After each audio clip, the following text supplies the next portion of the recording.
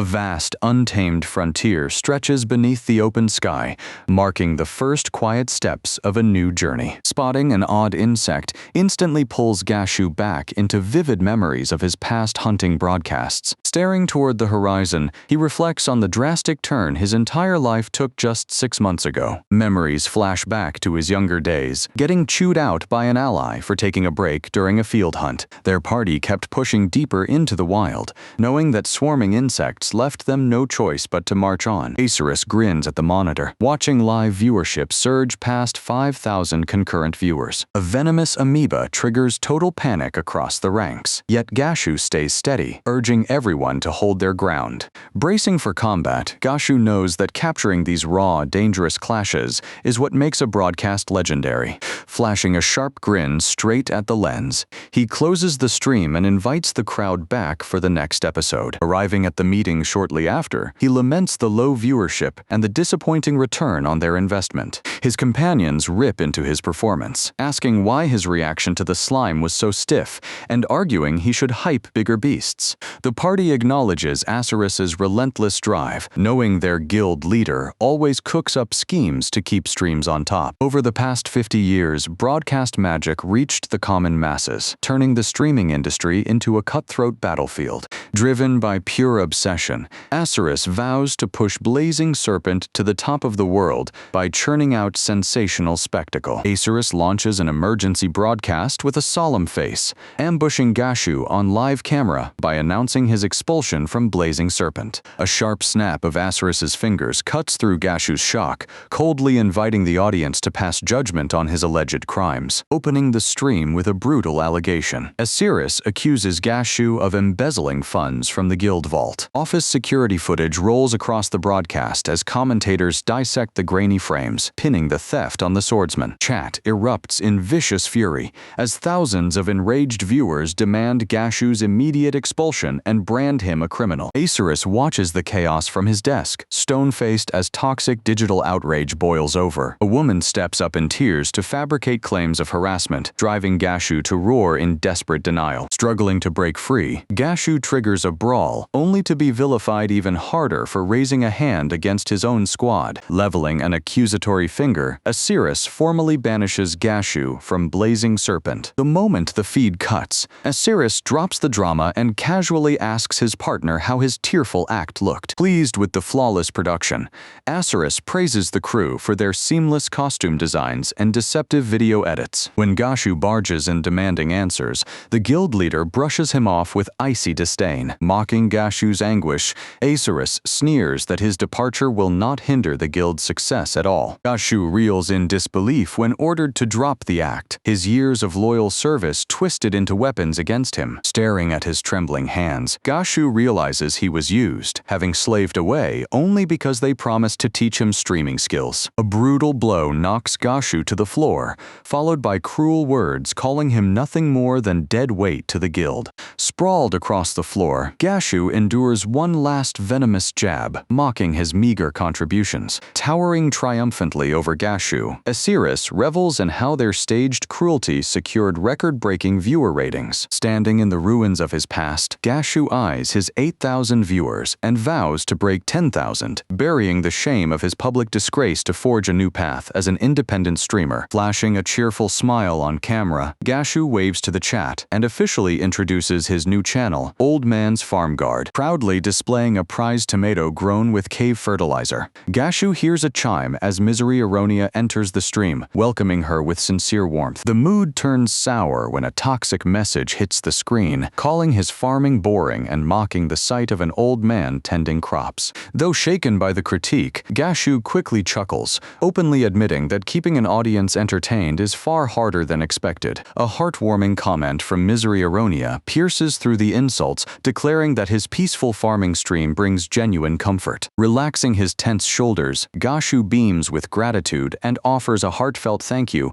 moved by her unexpected kindness. A system alert pings, but Gashu barely registers it, comforted decided to no kind souls exist outside the toxic shadow of his former guild. Checking his display, Gashu spots a leak protection warning but brushes it off, thinking a small-time streamer has nothing to hide. Taking a deep breath, he resumes the show just as an explosion of dust and debris heralds an incoming catastrophe. Shock hits Gashu as a gigantic red reptile tears through the smoke, its towering presence crushing the horizon. Across the live broadcast, horrified viewers recognize the terrifying beast and flood the screen in absolute panic. Chat identifies the monster as a flame dragon, a lethal A-rank apex predator that obliterates anything in its path. Terrified viewers shout that only an elite raid squad can slay such a monster, pleading with Gashu to run for his life. Ignoring the danger, Gashu bellows at the monster to back away from his tomatoes, baffling Chat with his stubborn obsession. The flame dragon lunges with terrifying speed, forcing Gashu to dodge the blow by a hair's breadth. Evading the lethal strike by inches, Gashu leaves the audience baffled, wondering if the deadly encounter is staged. Gashu halts in confusion when cryptic messages flood the chat, asking who the mysterious old farmer actually is. Behind a distant monitor, Misery Aronia watches the stream, her face softening into genuine awe at his raw power. Blinded by fury over his trampled cornfield, Gashu ignores mortal peril as the rampaging brute attacks. Vowing zero mercy to anything ruining his crops, Gashu draws his blade to the thunderous cheers of his audience. Word of the insane clash spreads fast, pulling a massive wave of fresh viewers straight onto the broadcast. With the flame dragon towering overhead, viewers struggle to grasp how a peaceful farming stream escalated into a war zone. Recounting the clash against the flame dragon, Gashu reflects on the terrifying single-strike victory that obliterated the apex predator. A heavy, weary sigh escapes Gashu's lips as the chaos settles into a peaceful, quiet countryside evening. The camera pans across the smoldering carcass, showcasing the overwhelming mastery behind that single strike. Panic hits Gashu as he realizes the recording orb remained live throughout the brawl, broadcasting his combat to the world. Watching the silent stream in dismay, Gashu worries his lack of chat interaction disappointed viewers. Rubbing the back of his neck, Gashu offers a sheepish apology, announces he is exhausted, and shuts down the stream. In the city, Misery Aronia monitors the online uproar, amazed by how wild the discussions have become. Misery Aronia smiles with satisfaction, knowing Stage 1 succeeded and looking ahead to her next strategic move. Standing before her strategy board, she tracks the mounting chatter, heralding the birth of a brand new legend. Gashu gapes at his monitor in pure shock, watching his viewer counter explode past 17,000. His attempt to greet the chat is instantly swallowed by an avalanche of excited questions from thousands of new viewers. Trying to steer the show back to normal, Gashu starts a wood-chopping demo, only for fans to demand high-octane monster hunts. Brushing off the noise, Gashu swings his heavy blade, splitting the massive log cleanly in a single strike. Within 2 days, the quiet rural village of Mozarif transforms into a buzzing, lively hub. Roy brings over a crate of fresh produce, remarking that the entire town is buzzing over Gashu's recent dragon slay. Gashu steps back in alarm as villagers swarm him, waving newspaper headlines about his fame.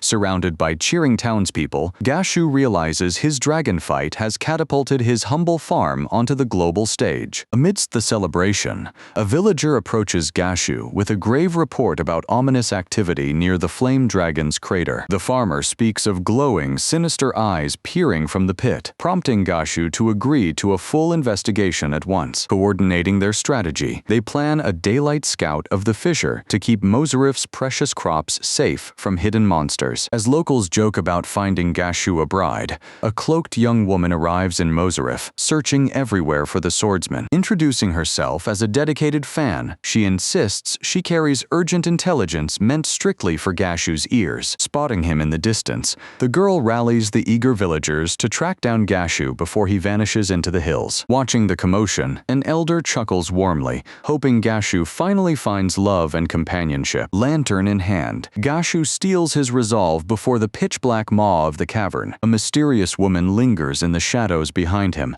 anxious about how to break the silence and make her approach. Shaking off her hesitation, she steels her resolve. Now is no time to act like a coward. Crawling deeper down the narrow tunnel, Gashu stops upon spotting a strange, thick slime coating the rocky rock walls. The passageway opens into a massive cavern, where Gashu drops to one knee to survey the vast chamber. Studying the route ahead, Gashu realizes this subterranean network stretches much farther than expected. Pushing forward across the cavern floor, Gashu remains oblivious as the cloaked woman tracks his every step. A drop of cave slime splashes onto her shoulder, making her lament that Gashu is overlooking the cavern's rare wonders. From above, a monstrous reptilian beast drops from the ceiling gloom, unhinging its razor-toothed jaws to strike. The predator snaps downward, but Gashu pivots instantly, slipping past the lethal plunge with sharp reflexes. When the beast hits the floor, she dashes from the gloom, shouting Gashu's name in frantic concern. Yanking her behind cover in utter bewilderment, Gashu demands to know how a complete stranger recognized him. The beast recoils and spits acidic muck, driving Gashu to order her to run before he charges into pursuit. Refusing to back down,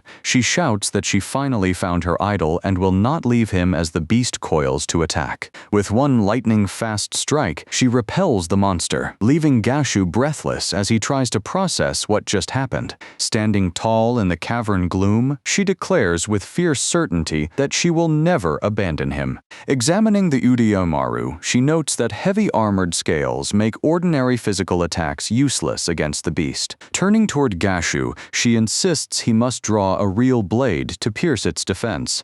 Watching in stunned surprise, Gashu sees her step up to fetch his weapon, swearing to shield him with all her power. Chaos erupts across the cave floor as both fighters duck under the monster's snapping jaws. When Gashu offers to summon backup with communication magic, she shuts down the idea and manifests a glowing magical artifact. She orders Gashu to ignite the device, letting its bright radiance guide their path. A massive, formidable sword rests on the stone floor, gleaming brightly against the magical radiance. As the beast snaps forward again, she erects shimmering magical barriers and calls Gashu's name to keep him focused. Holding her magical barrier in place, she creates the opening for Gashu to deliver the fatal blow to the Udaomaru. Standing over the slain beast, Gashu sheathes his blade as the battle tension fades away. Facing his savior, Gashu offers heartfelt thanks, knowing her timely intervention kept him alive. Pointing at the cavern passage, she warns that monsters use this route and it must be collapsed to protect the village. Working side by side, they collapse the tunnel mouth,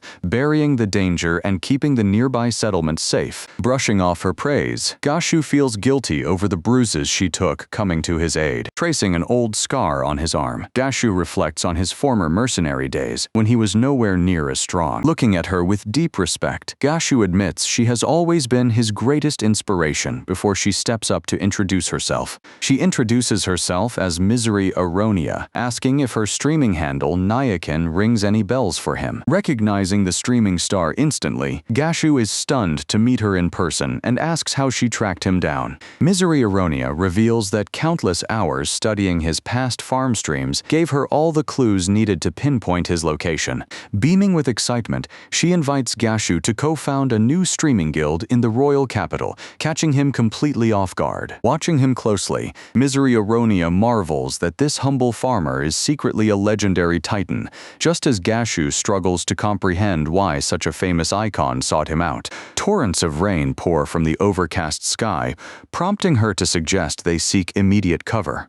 Offering to host their conversation at his home, Gashu leaves her visibly thrilled by the invitation. Heavy rain lashes the wooden walls of his secluded cabin as the pair reaches the porch. Inside, Gashu offers her a place for her bags and steps away to grab a clean towel so she can dry off. Left alone in the front room, her pulse races with excitement at finally standing inside Gashu's house. Reaching into her pack, she checks frantically to make sure her vital recruitment documents stayed dry. Returning with a clean towel, Gashu catches her off balance with his polite, gentle hospitality. She freezes in place with open hands, caught completely off guard the moment the door swings open. Moments earlier, tension mounted when Gashu asked if she brought spare clothes clothes, and she sheepishly admitted having none. Though Gashu offers to borrow dry clothes from village women, she boldly refuses, boasting her regular training keeps her tough. Blushing by the table, Gashu desperately averts his eyes from the laundry basket in sheer embarrassment. Flustered by his nerves, Gashu bumps right into her and decides lighting a fire in the hearth is the only way to break the tension. His eyes lock onto an intriguing document on the desk, titled with reasons for scouting him. Flipping through the papers, Gashu uncovers deep notes on his personality, his secret martial arts, and his future streaming roadmap. The closing note catches his eye, praising his stream for staying wholesome and utterly inoffensive to viewers. Staring in disbelief, Gashu sees her standing in only an oversized shirt after tossing aside the ill-fitting pants, urging her to cover up with a towel. Seeking answers, Gashu asks about the dossier, and Misery Aronia explains she planned their collab long before his banishment stream, right before a knock interrupts them. A sharp-featured visitor scoffs at joining what he calls a pathetic fan club, cutting through the room with harsh arrogance.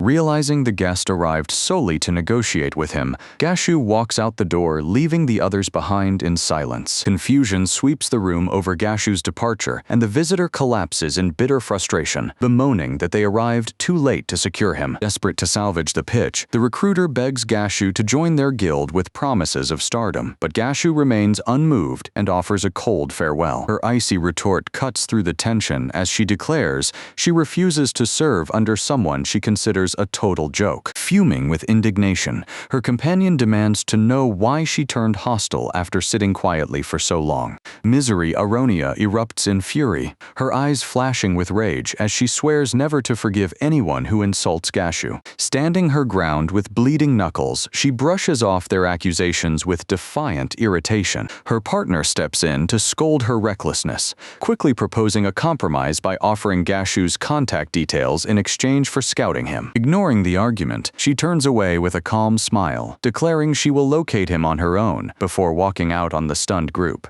Striding into the corridor, she warns that they will soon regret chasing off the greatest talent they ever had. Back inside the quiet room, Misery Aronia slams her fist in frustration that Gashu's immense talent remains hidden from the world. Holding up the proposal, Misery Aronia approaches Gashu to explain her vision, leaving him utterly baffled by her intense focus. Leaning in uncomfortably close, she vows to make Gashu the top streamer in the realm as he flusters and recoils from her advance. Chaos strikes when she trips straight into Gashu's chest, blushing red and stammering apologies as she urges a move to the royal capital. The intimate crash makes Gashu yelp in pure shock, scrambling backward to process the unexpected collision. Roy walks in out of the heavy downpour only to catch the two tangled together on the floor, demanding an explanation for what he just witnessed. Struggling to regain his composure, Gashu acknowledges the proposal but asks Misery Aronia to explain her true endgame. Out on the porch, Roy urges Gashu to follow his ambition, pointing out the crushing farm labor and escalating monster attacks nearby. Gazing across the horizon, Gashu weighs his deepest aspirations, finally ready to state what he wants out of life. Moments later, Gashu asks Roy to walk Misery Aronia to the inn, watching her proudly show off her dried outfit. Before they leave, Gashu keeps the scout dossier for the night to carefully weigh the life-changing offer. Standing in the open field, Gashu recalls the heartache when he left as a mercenary, fearing another departure might devastate his village friends. His companions recognize how deeply the villagers cherish him, yet they quietly hope Gashu seizes this golden opportunity to return to the world stage. When the group questions Misery Aronia's motives, they remind Gashu that the final choice on his future rests entirely in his hands. A look of fierce clarity washes over Gashu as the true weight of her grand vision finally sinks into his mind. Misery Aronia beams with joy, thanking Gashu for hearing her out before pitching a grand celebration feast, leaving him dizzy at her boundless energy. Locals fill the village square with celebration, serving roast dragon meat from their recent hunt as they welcome the travelers to eat, drink, and share their joy. Amidst the celebration, Gashu turns to Misery Aronia, offering offering to explain the full situation before they depart. Below the quiet mountains, the peaceful settlement rests unaware of the life-changing choice taking shape within its borders. Greeting the morning with a heavy heart, Gashu watches a friendly villager wave enthusiastically from a porch. Misery Aronia approaches with a bright, eager smile and clasped hands, asking whether he has finally made up his mind. He confirms, reviewing every single document, thanking her warmly for all the detailed information she provided. With deep sincerity, Gashu commends the fierce passion and unwavering resolve she has poured into the proposal. Her eyes widen in delight, though she stammers out a hesitant protest before the conversation shifts. Cutting the moment short, Gashu tightens his jaw and admits that he cannot bring himself to leave the village. A massive winged predator plunges from above, silencing the valley and casting a dark shadow over their discussion. Recognizing a lethal beast catalogued by the royal capital, Gashu draws steel and orders her back until he neutralizes the threat. Concern grows as Gashu watches the live feed. Viewers flood the chat in confusion, asking why these small dread wyverns are swarming the countryside so frequently. Misery Aronia stares at the screen in disbelief. Yesterday's clash with the Yudoi Maru was alarming, but this relentless monster surge makes her question the safety of Mozarif. Panicked viewers flood the broadcast chat in terror as the lethal monster dominates the screen, confirming the peaceful countryside has turned into a deadly hunting ground. The wyvern slams down with earth-shaking force as an observer warns of its razor claws and the vital need to stay clear of its reach. Studying the beast, Gashu notes its predictable patterns and lack of ranged attacks, though a skeptic doubts it will be easy. A squad of local farmers charges directly into the fray, shouting that they will handle the beast and stunning the gathered spectators. The villagers shout that they will prove what they learned over the past 6 months, prompting an intrigued voice in the crowd to question their training. Gashu shouts a warning as the beast strikes, but their unwavering confidence convinces him to stand down and watch. With fluid agility, the villagers dodge every lethal swipe, leaving Gashu stunned by how much they have improved in mere months. Striking back in unison, the farmers batter the monster with unorthodox tactics and raw force, sending it reeling in shock. Their synchronized assault drives the wyvern into a tight corner, leaving spectators to wonder who these villagers truly are. Grinning broadly, Gashu clenches his fist as he watches the impressive display of raw power unfold. Surrounded on all sides, the massive wyvern collapses into submission under the villagers' total control. A final decisive blade pierces the beast's neck scales, followed by a triumphant roar that roast wyvern is on tonight's menu. Boisterous laughter erupts across the field as Misery Aronia looks upon the scene in wide-eyed awe. As the dust clears, stunned onlookers whisper among themselves, begging to become disciples and questioning what kind of village this is. Catching his breath, the lead farmer calls the fight surprisingly easy, leaving the visiting party completely amazed by their skill. Gashu reflects on his hesitations, realizing his earlier refusal was just a hollow excuse to avoid a challenge he secretly feared. Standing tall before the assembled crowd, Gashu commands total silence, ready to announce his firm resolve. He announces his departure for the royal capital with unshakable resolve, prompting Misery Aronia to whisper his name in quiet shock. His proclamation sets off a tidal wave of excitement across the chat, with fans flooding the screen in fierce support of his journey. Deeply moved by the overwhelming love, Gashu nods in gratitude, feeling his bond with the viewers grow stronger than ever. The rolling fields stretch peacefully into the distance, bearing silent witness to the humble life Gashu now leaves behind. Gashu jolts as Misery Aronia points out that his broadcast is still live, transmitting his every reaction to the realm. Realizing the blunder, he faces the camera to bid his fans a proper farewell, receiving a flood of cheers to keep his head high. He reveals his bold dream of building a brand new streaming guild, thanking loyal supporters for their unwavering faith in his path. With the stream signed off, Gashu turns to Misery Aronia, and side by side they step forward to begin their next chapter. A lone wagon rolls down the road as its riders ponder the nature of sponsored streams. Official registration at the Guild Association unlocks lucrative streaming requests, spanning rare ingredient hunts to deep dungeon raids. Sitting beside Misery Aronia, Gashu shares his genuine intrigue for the boundless opportunities ahead. Misery Aronia turns to strategy, outlining 2 clear concepts to jumpstart their joint broadcasts. Looking over at Gashu, she asks whether he has officially registered registered his adventurer credentials. Her eyes gleam as she suggests focusing their content on monster subjugation and dungeon exploration. Gashu agrees that variety keeps content fresh, and she adds that even a simple farming stream could draw massive crowds. Flashing a warm smile, Gashu happily leaves the schedule in her hands, eager to begin their collaborative journey. Stepping into the bustling royal capital, Gashu drinks in the nostalgic sights as his ambitious new chapter begins. Scanning the crowds, Gashu notes how popular top creators have become, pointing out a high-ranking streamer dominating the charts. Attention turns to a massive broadcasted feast offering a grand prize of 1 million gold, making it the hottest spectacle in the royal capital. Declining the invitation to celebrate, Gashu heads off to find an inn, eager to unpack his gear and rest from the road. Reflecting on his months of quiet isolation, Gashu wonders how his former guild companions have fared over the past 6 months. Far below in an intermediate dungeon,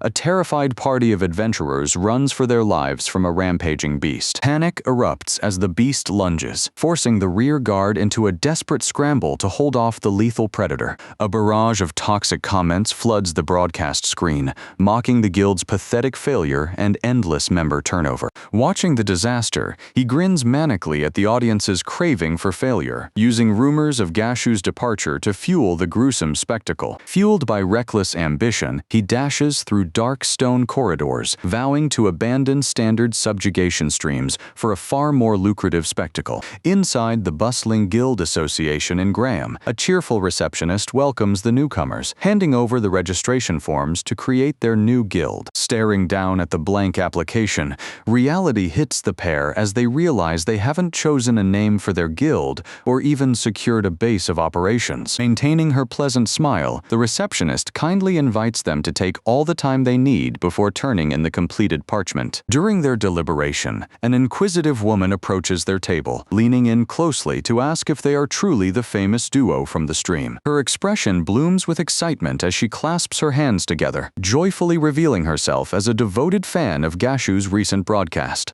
Blushing at the spectacle she created, she apologizes for her loud outburst after raving about his skyrocketing viewer count. Overflowing with excitement, she admits to re-watching his broadcast countless times, leaving Gashu thoroughly flustered and blushing at the praise. Eager to show support, she grasps Gashu's hand enthusiastically, promising to assist their new guild in every possible way. Gashu admits they still lack a guild hall, prompting her to inquire whether they have any specific location in mind. Sliding a real estate document across the table, she recommends an exceptional property perfectly suited for their rising guild. Both lean forward in eager anticipation, scanning through the rich details of the proposed estate. Offering to arrange the tour immediately, she invites the pair outside to inspect the grounds firsthand. Elsewhere, a flashy creator addresses his live audience, proudly introducing himself as the host of the Cute Girl Discovery Channel. A sly glint flashes in his eyes as he boasts about a secret stunt planned to push his stream ratings higher than ever. Turning the camera toward a beautiful blonde passerby,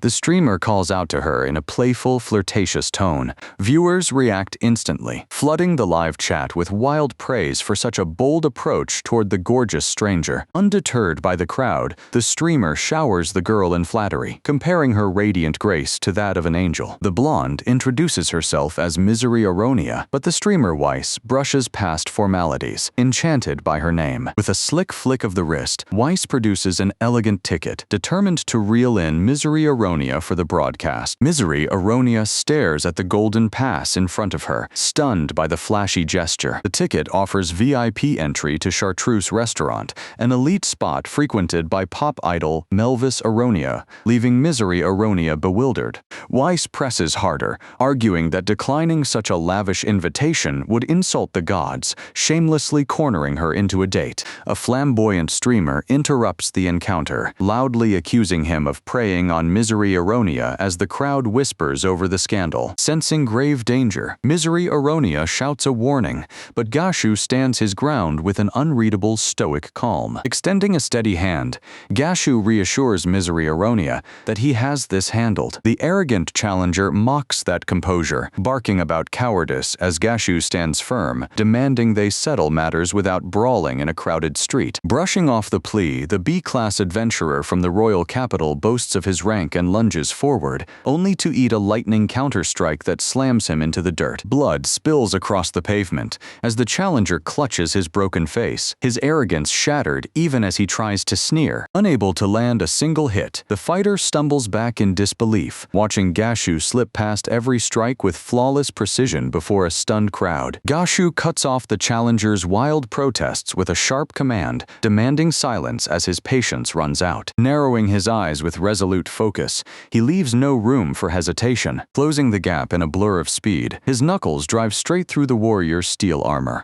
The thunderous impact of Dragon Hammer reverberates across the street, dropping his opponent into the dust. Kneeling beside the fallen warrior, Gashu urges him to catch his breath, wondering if that blow landed too hard. Misery Aronia steps forward to set the onlookers straight, announcing that their bond is strictly a professional streaming guild, not romance. She points out the blunt training replica in his grip, assuring everyone the defeated brawler will recover. A friendly onlooker chuckles at the commotion, noting that the challenger probably picked a fight just to defend the town on his broadcast. Scrambling back onto his feet, the humiliated adventurer stammers a frantic apology, drops a slip of paper, and sprints away in terror. Gashu scoops up the dropped ticket from the stone walk, resolving to hand it back the next time their paths cross. Once the street clears, both adventurers sit down over warm food, clinking their wooden mugs to celebrate the venture. Between hearty bites, Misery Aronia plans a furniture run for tomorrow, praising the fantastic house he helped her secure. Gashu groans into his hands as he remembers one critical oversight. They never picked an official name for their guild.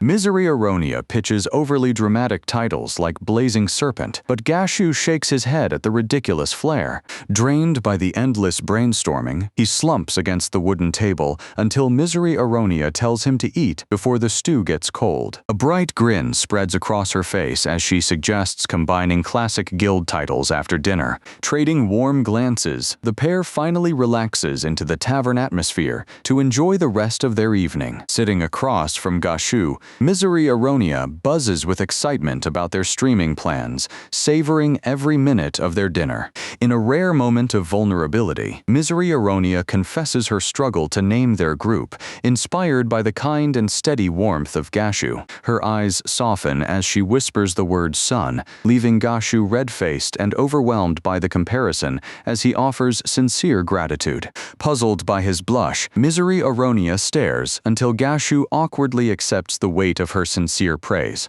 Beaming with pride, she breaks the awkward silence to announce the final title, Golden Sun. With their official banner chosen, they raise their overflowing tankards to toast the start of a legendary journey. Empty mugs clutter the wooden table, marking the tight bond that will carry their new guild through the trials ahead. Standing up to pay the tab and fetch another drink, Gashu gets held back as Misery Aronia eagerly tugs his sleeve to keep chatting. Stepping back to their table, Gashu offers an apology for the delay, his chest filled with gratitude and warmth for his partner. Exhaustion has already claimed Misery Aronia, her head resting against the table in deep, tranquil slumber. Hoisting her onto his back, Gashu reaches the local inn, only to learn that every single room is booked solid for the night.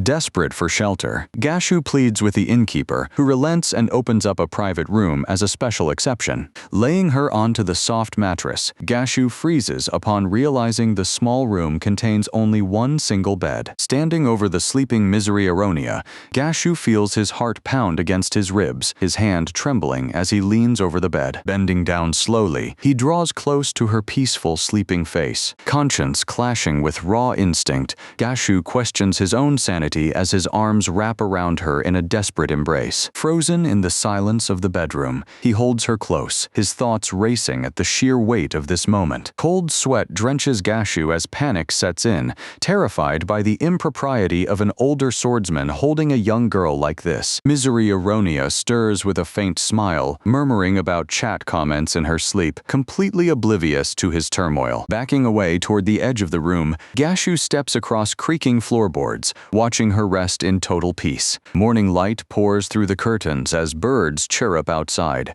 gently nudging Misery Aronia awake from her deep slumber. Sitting quietly in the corner, Gashu watches her clutch her throbbing head, groaning at the terrible hangover from last night's drinks. Blinking through the haze, she groggily calls for Gashu, gasping in shock as she spots him sitting right beside her in the room. Bolting upright in bed, her heart thumps in panic, as Gashu calmly greets her with a steady good morning. Crimson with embarrassment, Misery Aronia drops into a frantic bow, begging forgiveness for causing such trouble. Gashu tries to brush it off, but she energetically demands that he rest his body before tackling any guild registration. At the guild association counter, the streamer asks the clerk about broadcast regulations for dungeon expeditions. Sliding her exploration form across the desk, Misery Aronia requests access to a specific dangerous dungeon. The clerk hesitates, cautioning that a rookie guild rarely secures approval for such lethal zones, but Misery Aronia refuses to back down. Pressing her advantage, she asks him to deliver a special request straight to the guild master. The scene shifts to Graham's outskirts, right outside the home of Misery Aronia. Hacking was simple, she explains, since her older sister travels constantly for her own work. Gashu spots the striking parallels in their lives, both living on their own and chasing a passion for broadcasting. Both turn toward a wall plastered with tactical diagrams, which Misery Aronia proudly dubs their roadmap to stardom. Optimism fills the room as they envision climbing straight to the top of the broadcasting world.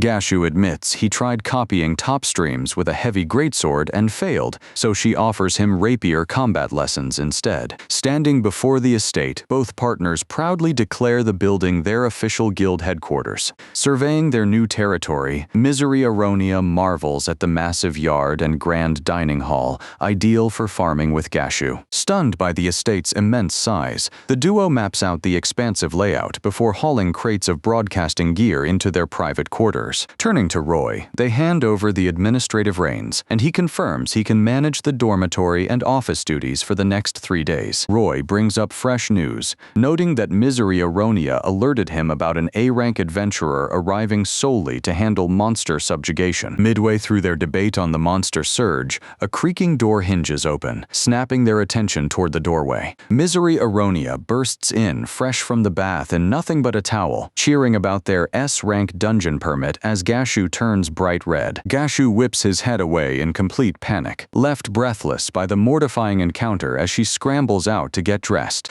Regrouping at the table, the team breaks down the high-stakes S-rank permit as Misery Aronia outlines a broadcast guaranteed to go viral. Misery Aronia stresses that capturing public attention is vital, since standing out in this stream-crazed world is their only way to secure major backing. A hearty laugh breaks the tension, agreeing that unlike reckless guilds chasing cheap scandals, their team will earn true respect. Nodding in full agreement, Gashu backs her philosophy of delivering thrilling, safe entertainment rather than cheap drama. Asked if a deeper motive fuels his streaming ambitions, Gashu confesses that this goal carries immense personal meaning for his life. Changing the subject, he asks if she knows the legendary star Wealthiest Aronia, receiving an immediate, enthusiastic nod. Dark memories surface as Gashu recalls how former comrades abandoned him, leaving him without a single contract. Shut out from major hunts by toxic gatekeepers, he walked away from that bitter life and poured his soul into broadcasting. Their chat wraps up as a hunter from Blazing Serpent steps in, proposing a joint venture for upcoming monster subjugation missions. Wealthiest Aronia had shone like a beacon across his screen, lighting up his darkest days of grief and backbreaking farm chores. Her radiant voice sliced through the empty silence of his room, anchoring his drifting thoughts. Mesmerized by her radiant aura, he watched her perform with grace that transcended the screen. Finding daily comfort in her streams, Gashu realized he wanted to pass that same healing warmth onto people in need. Even after his early solo broadcasts crashed and burned,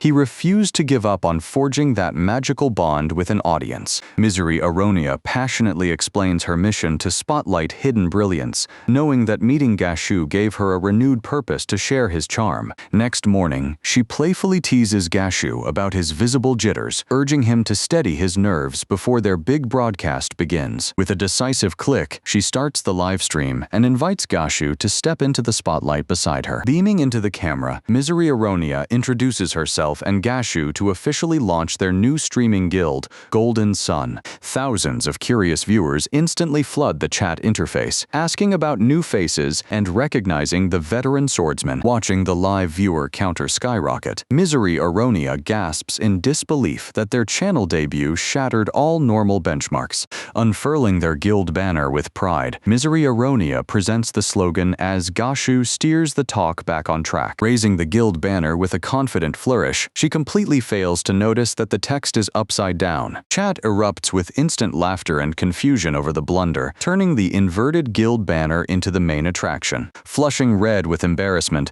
she quickly stammers an apology as Gashu gently points out the mistake to help her fix it.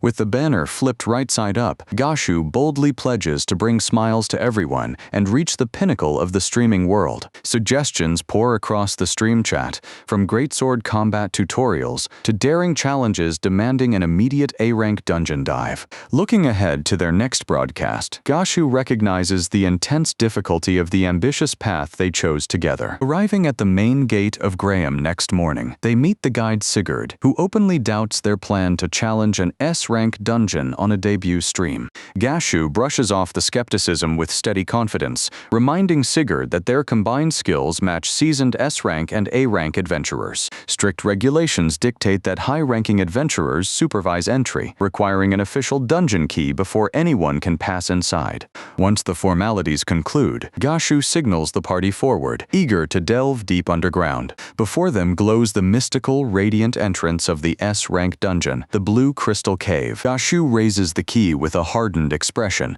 preparing to unlock the perilous path ahead. Turning the key triggers a blinding flash that dissolves the ancient seal guarding the dungeon entrance. Pointing toward the yawning dark threshold, Gashu indicates that the subterranean path is officially open. Sigurd coldly outlines the harsh terms. If they die, the escort retreats, but any recovered gear will be secured if they reach the bottom. Nearby onlookers whisper in disbelief, questioning how a mere C-rank adventurer managed to obtain clearance for such a lethal sight. Spectators watch with rising dread as the pair advances, convinced this reckless dive will end in their doom. One observer stares at his screen in shock, remembering rumors that Gashu single-handedly defeated 5 flame dragon beasts. Catching the skeptical stares of the crowd, Gashu offers a knowing smirk, ready to demonstrate his true combat prowess. With Misery Aronia close behind, Gashu strides into the depths to prove his strength to the world. Misery Aronia welcomes her audience as the broadcast goes live from the Blue Crystal Cave, watching the concurrent viewer count surge toward 200,000. Under mounting pressure from the live broadcast, Gashu marvels at the massive wave of concurrent viewers following every step. A ferocious wolf pack cuts off their path, identified immediately by Misery Aronia as dangerous A-rank threats far deadlier than expected. Cheering him on from behind, Misery Aronia watches as Gashu draws his blade, steadying his nerves for combat. Their eyes lock in silent understanding, both fully aware of the lethal stakes before them. Gashu senses the raw intensity of real combat, far more visceral and profound than anything seen through a broadcast screen. Urging him to trust his training, she assures Gashu that his genuine power easily outmatches the beast pack. Channeling fresh resolve, Gashu stands his ground against the pack, preparing his Four Gods-style stances. Lethal speed defines his forward strike as his blade sweeps across the cavern, scattering the wolf pack in one decisive blow. As the dust settles, Misery Aronia cheers wildly for his victory,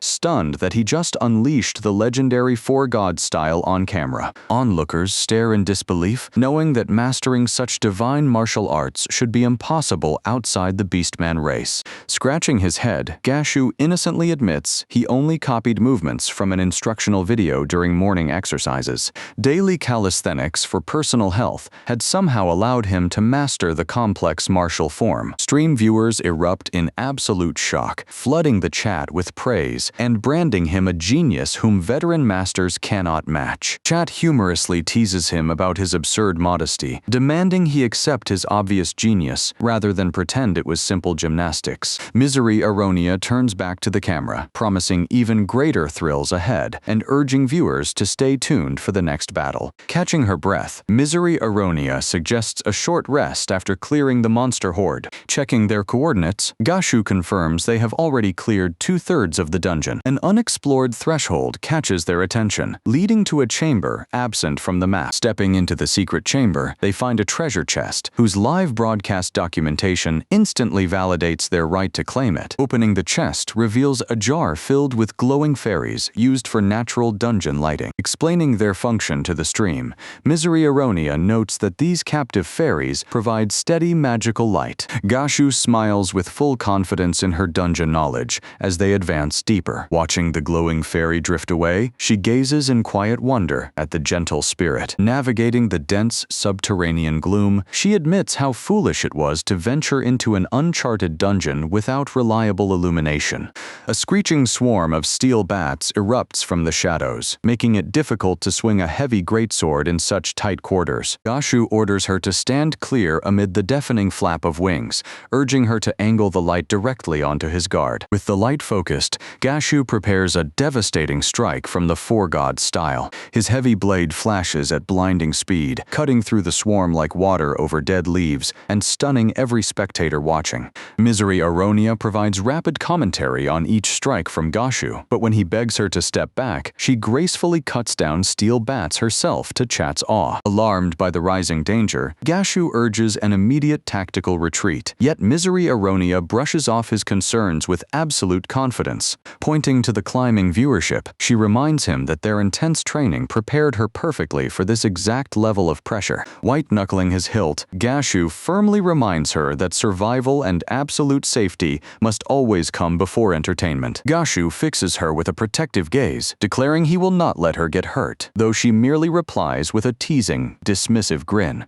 Giggling at his overprotective streak, Misery Aronia leads the way forward, leaving the slaughtered bat swarm behind in the dark. Reaching the threshold of the deepest chamber, they are met by an ominous silence echoing across towering crystal walls. Monitoring the scrolling chat, Misery Aronia calculates how to break their second-place ranking as viewers debate the rival channels. Advancing together, Misery Aronia and Gashu step through a colossal stone archway marking the dungeon's lowest level. The darkness gives way to a breathtaking tunnel lined with giant, glowing crystals that bathe the path in sapphire light. Marveling at the radiant crystal pillars, Misery Aronia frames the stunning vista to boost their channel engagement to new heights. A deep, guttural growl halts them in their tracks as a massive creature coiled in the dark begins radiating flickering flames. Both freeze in place upon recognizing a flame dragon, its hulking frame emitting waves of suffocating, intense heat. Brushing off the mortal danger, Misery Aronia assures her stream that the monster poses zero threat to an elite warrior like Gashu. Ignoring hesitation from Gashu to strike an unprovoked foe, she urges him to slay the beast quickly for the entertainment of their viewers. Looking closer, Misery Aronia notices an unnatural swelling along the dragon's throat and sapphire flames that defy normal crystal reflections. The moment the predator blinks, Misery Aronia shouts in terror for Gashu to pull back from the awakening monster. A deafening roar shakes the cavern walls,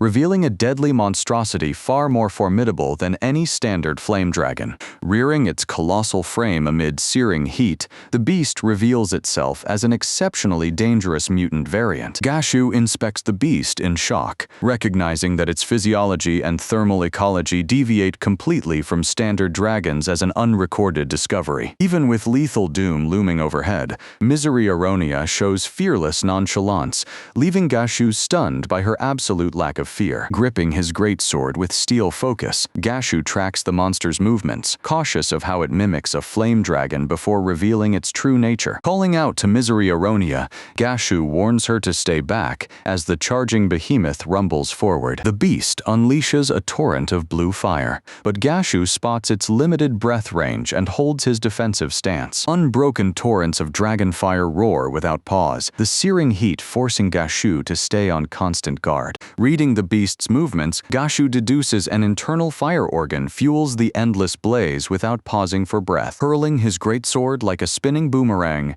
Gashu executes a daring throw that leaves Misery Aronia in utter awe. That massive blade arcs through the cavern, yet the delay in its return gives the monster an opening to strike back with fury. Misery Aronia screams for Gashu to shut his eyes, unleashing a blinding flash of light to carve open a vital counter window. Timing the opening perfectly, Gashu cleaves his descending blade straight through the lunging beast to finish the battle. Down falls the beast, letting Gashu and his companion celebrate a flawless victory broadcast live to their cheering audience. Misery Aronia sighs in relief that their first stream ended safely, confessing her own missteps in such a fierce clash. Gashu turns to thank her warmly, knowing full well her timely support secured their triumph. Recalling the monster's odd behavior, Gashu asks if she she holds the rare gift of speaking with such creatures. Waving her hands modestly, she explains that exchanging raw intentions was hardly a true conversation. Thoughtfully, Gashu explains that his desire to reach out came from recognizing the beast as a living, feeling soul. Her eyes soften with deep emotion, moved by his genuine empathy toward a defeated enemy. Looking toward the floating lights, Misery Aronia laments how few adventurers see fairies as more than tools for magic. Beaming with bright energy, she vows to cherish the spirits with greater warmth, since their presence makes every broadcast possible. A gentle smile softens his expression, agreeing completely as her bright mood lifts Gashu. Instant reflexes kick in as Gashu scoops her into his arms, leaping clear of the fracturing cave walls. Darting past the falling crystal spires, his balanced strides carry her out of harm's reach. Her cheeks flush red in his tight embrace, breath catching in her throat before she hastily stammers that she is fine. Setting her before the crystal barrier, Gashu weighs whether to smash through with his greatsword instead of circling around. Misery Aronia offers her thanks, but Gashu cautions that channeling enough destructive power to break the path will take time. Gripping his hilt tight, Gashu locks eyes with her as violent tremors shake the floor, heralding a massive crystalline terror. A towering crystal golem looms over the chamber with an ancient, lethal pressure, making them realize ordinary steel cannot pierce its rocky armor. Scrambling through the falling debris, their allies shout urgent warnings, fearing the cavern entrance is already sealed by the collapse. Turning to his ally, Gashu urges him to unleash all his power without holding back. Grim realization strikes. They are trapped, with zero time to carve an escape path as the golem blocks the way. Glancing down at his sword, Gashu wrestles with how to strike the beast without putting Misery Aronia in peril. Stepping forward with trembling hands, Misery Aronia refuses to be deadweight and vows to join the battle. Watching her courage harden through undeniable fear, Gashu weighs the immense danger of letting her bait the golem's wrath. That colossal, jagged stone fist slams into the bedrock, sending violent tremors rippling across the cavern. Gashu roars for his comrades to dodge the incoming blows, prioritizing survival over reckless offense beneath the behemoth. Raising his guard with locked stances, he absorbs the golem's crushing limb as it hits with deafening force. Gritting his teeth against the brutal weight, Gashu skids backward along the stone floor as his ally cries out in panic. Spotting their only path to victory, Misery Aronia shouts that the monster's life force is tied to a single hidden core. Locking onto the glowing eye inside the shifting mass, Gashu lunges forward with razor precision to pierce the target. Diving beneath the sweeping fists, Gashu rolls clear of the lethal crush and immediately sets up his counterattack. Steel rings against crystal as his strike cracks the crust, but dread grips him when the glowing eye vanishes from view. Shifting its rocky mass, the golem relocates its glowing core deep beneath the surface to dodge his blade. Regrouping after the impact, Gashu calls out that he is unhurt, though his sword barely scratched the monster's defense. Watching the struggle, distant spectators question the expulsion stream technique, openly doubting their competence. Warning her that freezing in place is fatal, Gashu shouts for Misery Aronia to stay mobile before the next blow lands. Misery Aronia urges him to unleash his crushing art, but Gashu admits his raw blows failed to leave a single dent. Frustration builds as Gashu explains that the shifting eye prevents clean targeting and grants no time to charge. Weighing their options, Misery Aronia asks if locking the moving eye in place would give him the opening he needs. Fired up with resolve, she declares her loyalty to Golden Sun, rallying their team to fight together and survive. Her resolute stance before him triggers a profound realization within Gashu. Confronting his own flaw, Gashu realizes that sheltering her so fiercely blinded him to her true combat potential. Clasped hands seal an unspoken pact of total trust between the two fighters. Reaching absolute clarity, Gashu asks for her direct assistance, admitting he needs her power to win this clash. Laying out a bold gambit, Misery Aronia volunteers to bait the golem directly so Gashu can land the decisive death blow. down. Grinning with confidence, Gashu readies his blade to deliver the finishing strike. Springing into motion with flawless sync, the duo closes the gap against the shifting golem to execute their gambit. Cavern bedrock trembles under the Titan's shadow as Gashu channels the ancient essence of his martial art. Dodging a crushing hammer fist, Misery Aronia sharpens her focus to brand the creature's eye with light from Gashu. Unable to strike with direct physical force, the fairy detonates a blinding flash that fractures the bedrock. Gashu gasps in disbelief as the golem sprouts a third limb, putting Misery Aronia right in the line of fire. Slipping past the crushing swipe, Misery Aronia recovers instantly to pull the monster's full aggro onto herself. With pinpoint accuracy, she fires a glowing projectile straight through the air toward the target, hitting dead center on the monster's eye. The shot detonates with a crack that leaves the Titan reeling. Tracking the target, Misery Aronia knows the beacon left by Gashu makes the submerged core impossible to hide. Eyes locked forward, she steadies her weapon to trigger the decisive opening. Weaving with fluid grace, Misery Aronia circles the Titan as flashing strikes match the monster's rhythmic pulse. Gashu roars above the din, ordering their combined focus onto the Titan's crown as she readies her next move. Moving as one, the pair launches into the air to unleash their crushing coordinated assault. Channeling the ancient power of the Four Gods style, Gashu unleashes a secret art blazing with pure radiance. Devastating force cleaves straight through the armored shell as the secret art Sting Xuan Wu shatters the core.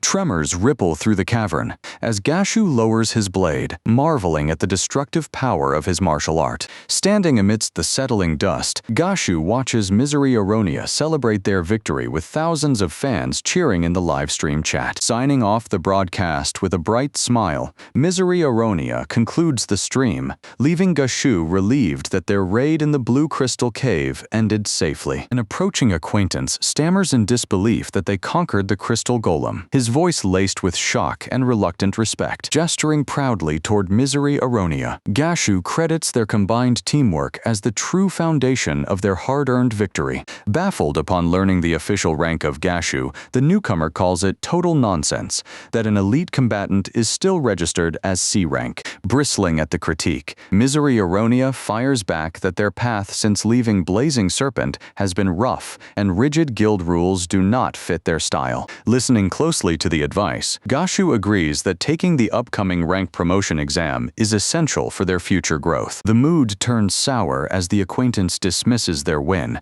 bluntly arguing that surviving the dungeon was pure, unearned luck. Misery Aronia listens in frustration as the critic belittles them, claiming their lack of dungeon lore makes them reckless novices. A heavy silence settles over the party, the sting of his blunt rebuke hanging in the cavern air. Owning the blame, Gashu confesses that he recklessly pushed for a high-rank dungeon without adequate preparation. Staring at his battered hands, Gashu reflects on how close they came to death, realizing raw power alone cannot conquer such depths. Lowering his head, Gashu offers a quiet apology to his comrades, the weight of their close call heavy on his mind. A cold smile crosses the critic's face. Their deaths would be nothing more than a trivial inconvenience to him. His tone shifts into a sharp demand to keep entertaining him, admitting that despite his contempt for streams, their guild has caught his interest. Tension breaks as the group turns to the fallen flame dragon, casually debating how its meat might taste as they prepare to harvest materials. Misery Aronia streams from the Golden Sun dormitory,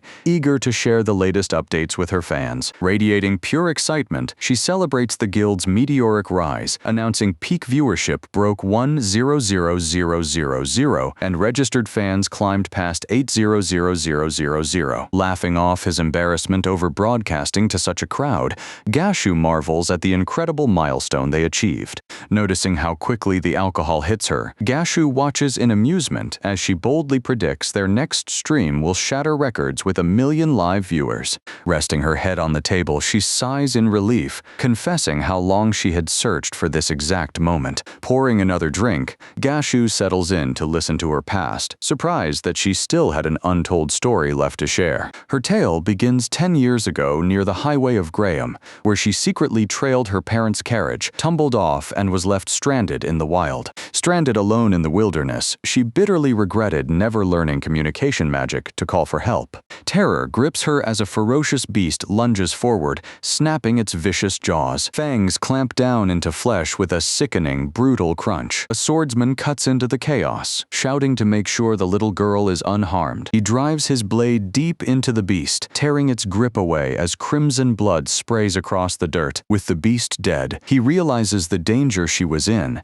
and calls out to Misery Aronia as the combat settles. Memories flash across her mind, picturing her younger self, reunited with her parents after that terrifying ordeal. Resentment resurfaces as she remembers accusing them of always abandoning her and her sister. Snapping back to the present, Gashu urges her to move so they can report the incident to the Guild Association and claim their reward. Misery Aronia listens intently as Gashu admits he tried searching for her at the Guild Association in Graham, but came up empty without her details. Her heart swells with warmth, realizing that despite the scolding she received back then, that lost little girl has grown into someone truly remarkable. Gashu wipes a stray tear from his eye, moved by the confession, before she playfully announces some breaking news to the room. The screen erupts as explosive viewer numbers launch Wealthiest Aronia to the absolute top of the rankings, leaving every competitor far behind in the dust. Watching the counter soar past 1 million, Gashu marvels at the accomplishment, though Misery Aronia humbly notes rivals are already chasing that lead. Her casual praise for her sister leaves Gashu utterly frozen, stammering in disbelief as his brain struggles to process the shocking revelation. Flashing a knowing smile, Misery Aronia confirms the truth. The superstar Wealthiest Aronia is her older sister, a secret kept hidden until tonight. The bombshell strikes Gashu like a physical hammer, wide-eyed with shock, as the full weight of her connection to the legendary idol shatters his composure. Speechless at her words, Gashu listens as she explains how Wealthiest Aronia's music reached millions across the world, bringing genuine happiness to everyone. Misery Aronia speaks with fresh passion, explaining that teaming up with Gashu lets her explore new frontiers and breathe vibrant energy into Golden Sun. That lively burst of energy fades in an instant, and she slumps across the table into a deep, peaceful sleep. Watching her sleep amidst the quiet, creaking floorboards, Gashu reflects on her passionate vision for their shared future. Gazing out the window, he weighs the future of their streams, aware that without real growth, they will stay trapped in stagnation. A sobering reality hits him. Their recent survival in the dungeon was nothing more than a lucky fluke. Turning from the glass with hardened determination, Gashu realizes he must raise his own standing to truly support Golden Sun. He tightens his grip, locking in on his immediate objective, conquering the upcoming Adventurer Promotion exam. Focusing all his resolve on the B-rank promotion exam, Gashu is convinced that relentless training will secure his victory. Pouring a fresh drink, his mind churns over the daunting study required for the trial. Frustration boils over, and Gashu slumps onto the table, overwhelmed by doubts over how to tackle the daunting material. Noticing his struggle, Misery Aronia checks in on him, and Gashu weakly mutters that he will manage somehow. Misery Aronia suggests reviewing strategy streams, setting an official exam guide on the table to guide his preparation. Anxious about the written test, Gashu admits his dread, prompting her to offer hands-on tutoring so he masters every subject. Together, they plunge into intense study sessions, grinding through every single lesson until the concepts stick. Exam day arrives at last, and Misery Aronia cheers him on as Gashu strides out to face the test. Reaching the arena, Gashu has no idea Kate Allman watches from above, eager to witness his next challenge firsthand. With a subtle fist of encouragement, Kate Allman steps back into the shadows, leaving him to conquer the trial alone. Passing through the venue gates, Gashu finds himself surrounded by a horde of ambitious, sharp-eyed adventurers. The massive crowd makes him feel out of place, especially with dozens of curious eyes locked right onto him. Whispers spread across the plaza as warriors recognize Gashu, debating whether to approach the famous swordsman. A candidate steps forward with an outstretched hand, greeting Gashu with praise for his viral dungeon streams. Introducing himself as Zohio, he reveals Big Enbremis personally recommended him for this exam.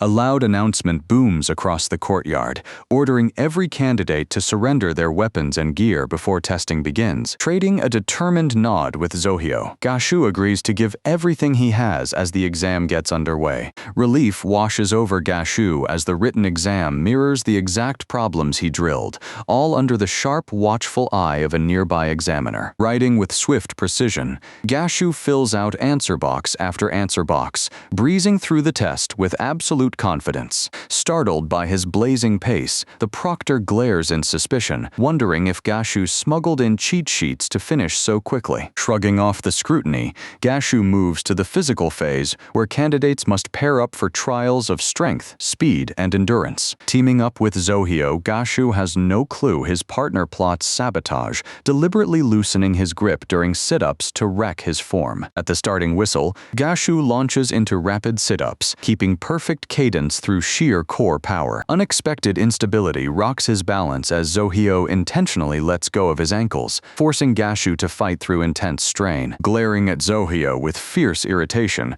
Gashu confronts the deliberate sabotage that nearly ruined his trial score. Zohyo fakes a clumsy apology, but his careless shove lands hard, triggering a jarring impact. Medical staff rush in with glowing healing magic, quickly stabilizing the battered examinee on the ground. Coming around, Gashu hears from the medics that strength trials are over, urging him to head to the sprint test if he can stand. Zohyo offers a shallow compliment on Gashu's endurance before turning away to get ready for the next event. Confusion hits Gashu when Zohyo steps into his group again, right as examiners announce the sprint trial will run in heats of 5. Ignoring the pain, Gashu refuses to back out, fully aware that stepping aside means immediate disqualification. Taking his mark on the track, his body throbs with soreness, but his spirit hardens for the starting gunshot.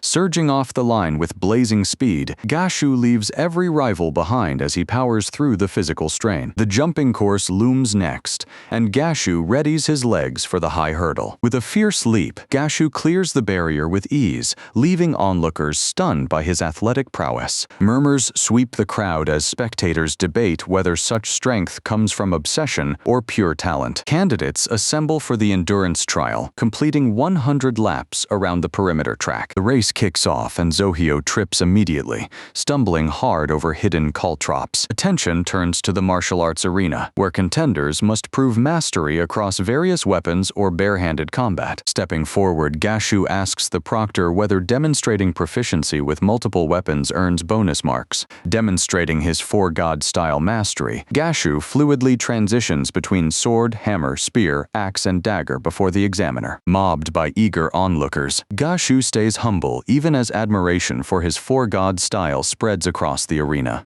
Over in the cafeteria, the mood darkens around a brooding figure sitting alone amid the buzzing chatter. Watching from afar, a bitter rival curses Gashu as an infamous bringer of calamity, terrified of how Big Enbremis will react to the chaos. Panic erupts as a stretcher crew bolts toward the monster subjugation arena, drawing shocked stares from every adventurer nearby. Attendants rush a broken candidate out on a stretcher, underscoring the lethal stakes awaiting anyone who fails the exam. Unfazed by the bloody sight, Gashu answers the proctor's call with calm focus and steps forward to adjust his gear. Approaching the massive arena gates, he prepares for the trial under the watchful eyes of seated VIPs. Before the tribunal, veteran examiners trade sharp banter about their age and the great swordsman about to perform. Guild Association President Kate Allman mocks the rough attire of Big Enbremis, who brushes off the barb with a booming laugh. Turning toward Oberon, the proctors thank him for his past backing and acknowledge the excitement his presence brings. Confusion ripples through the gallery as Gashu enters the arena floor without his trademark blade in hand. Stunned proctors realize he intends to battle bare-handed, testing his martial prowess without slaying the captive beasts. Knowing brute swordplay alone is not enough, Gashu relies on his recent studies to target the specific biology of every monster. Quietly confessing his doubts to Misery Aronia, he wonders if his untested tactical theory will hold up under live combat. Misery Aronia flashes an encouraging smile, steadying his nerves as he braces for the opening bell. The arena gates grind open to unleash 3 randomized threats: a spore mushroom, a poison amoeba, and a lone goblin. Gouging the lineup, Gashu settles his stance with a calm, focused nod. At At the starting horn, he closes the distance against the lumbering mushroom monster with practiced footwork. Aware the fungus vents toxic spores up close, he whips his arm in a wide arc to blast the cloud into empty air. Since the poison amoeba ignores physical strikes, his gale force wind hurls its gelatinous body away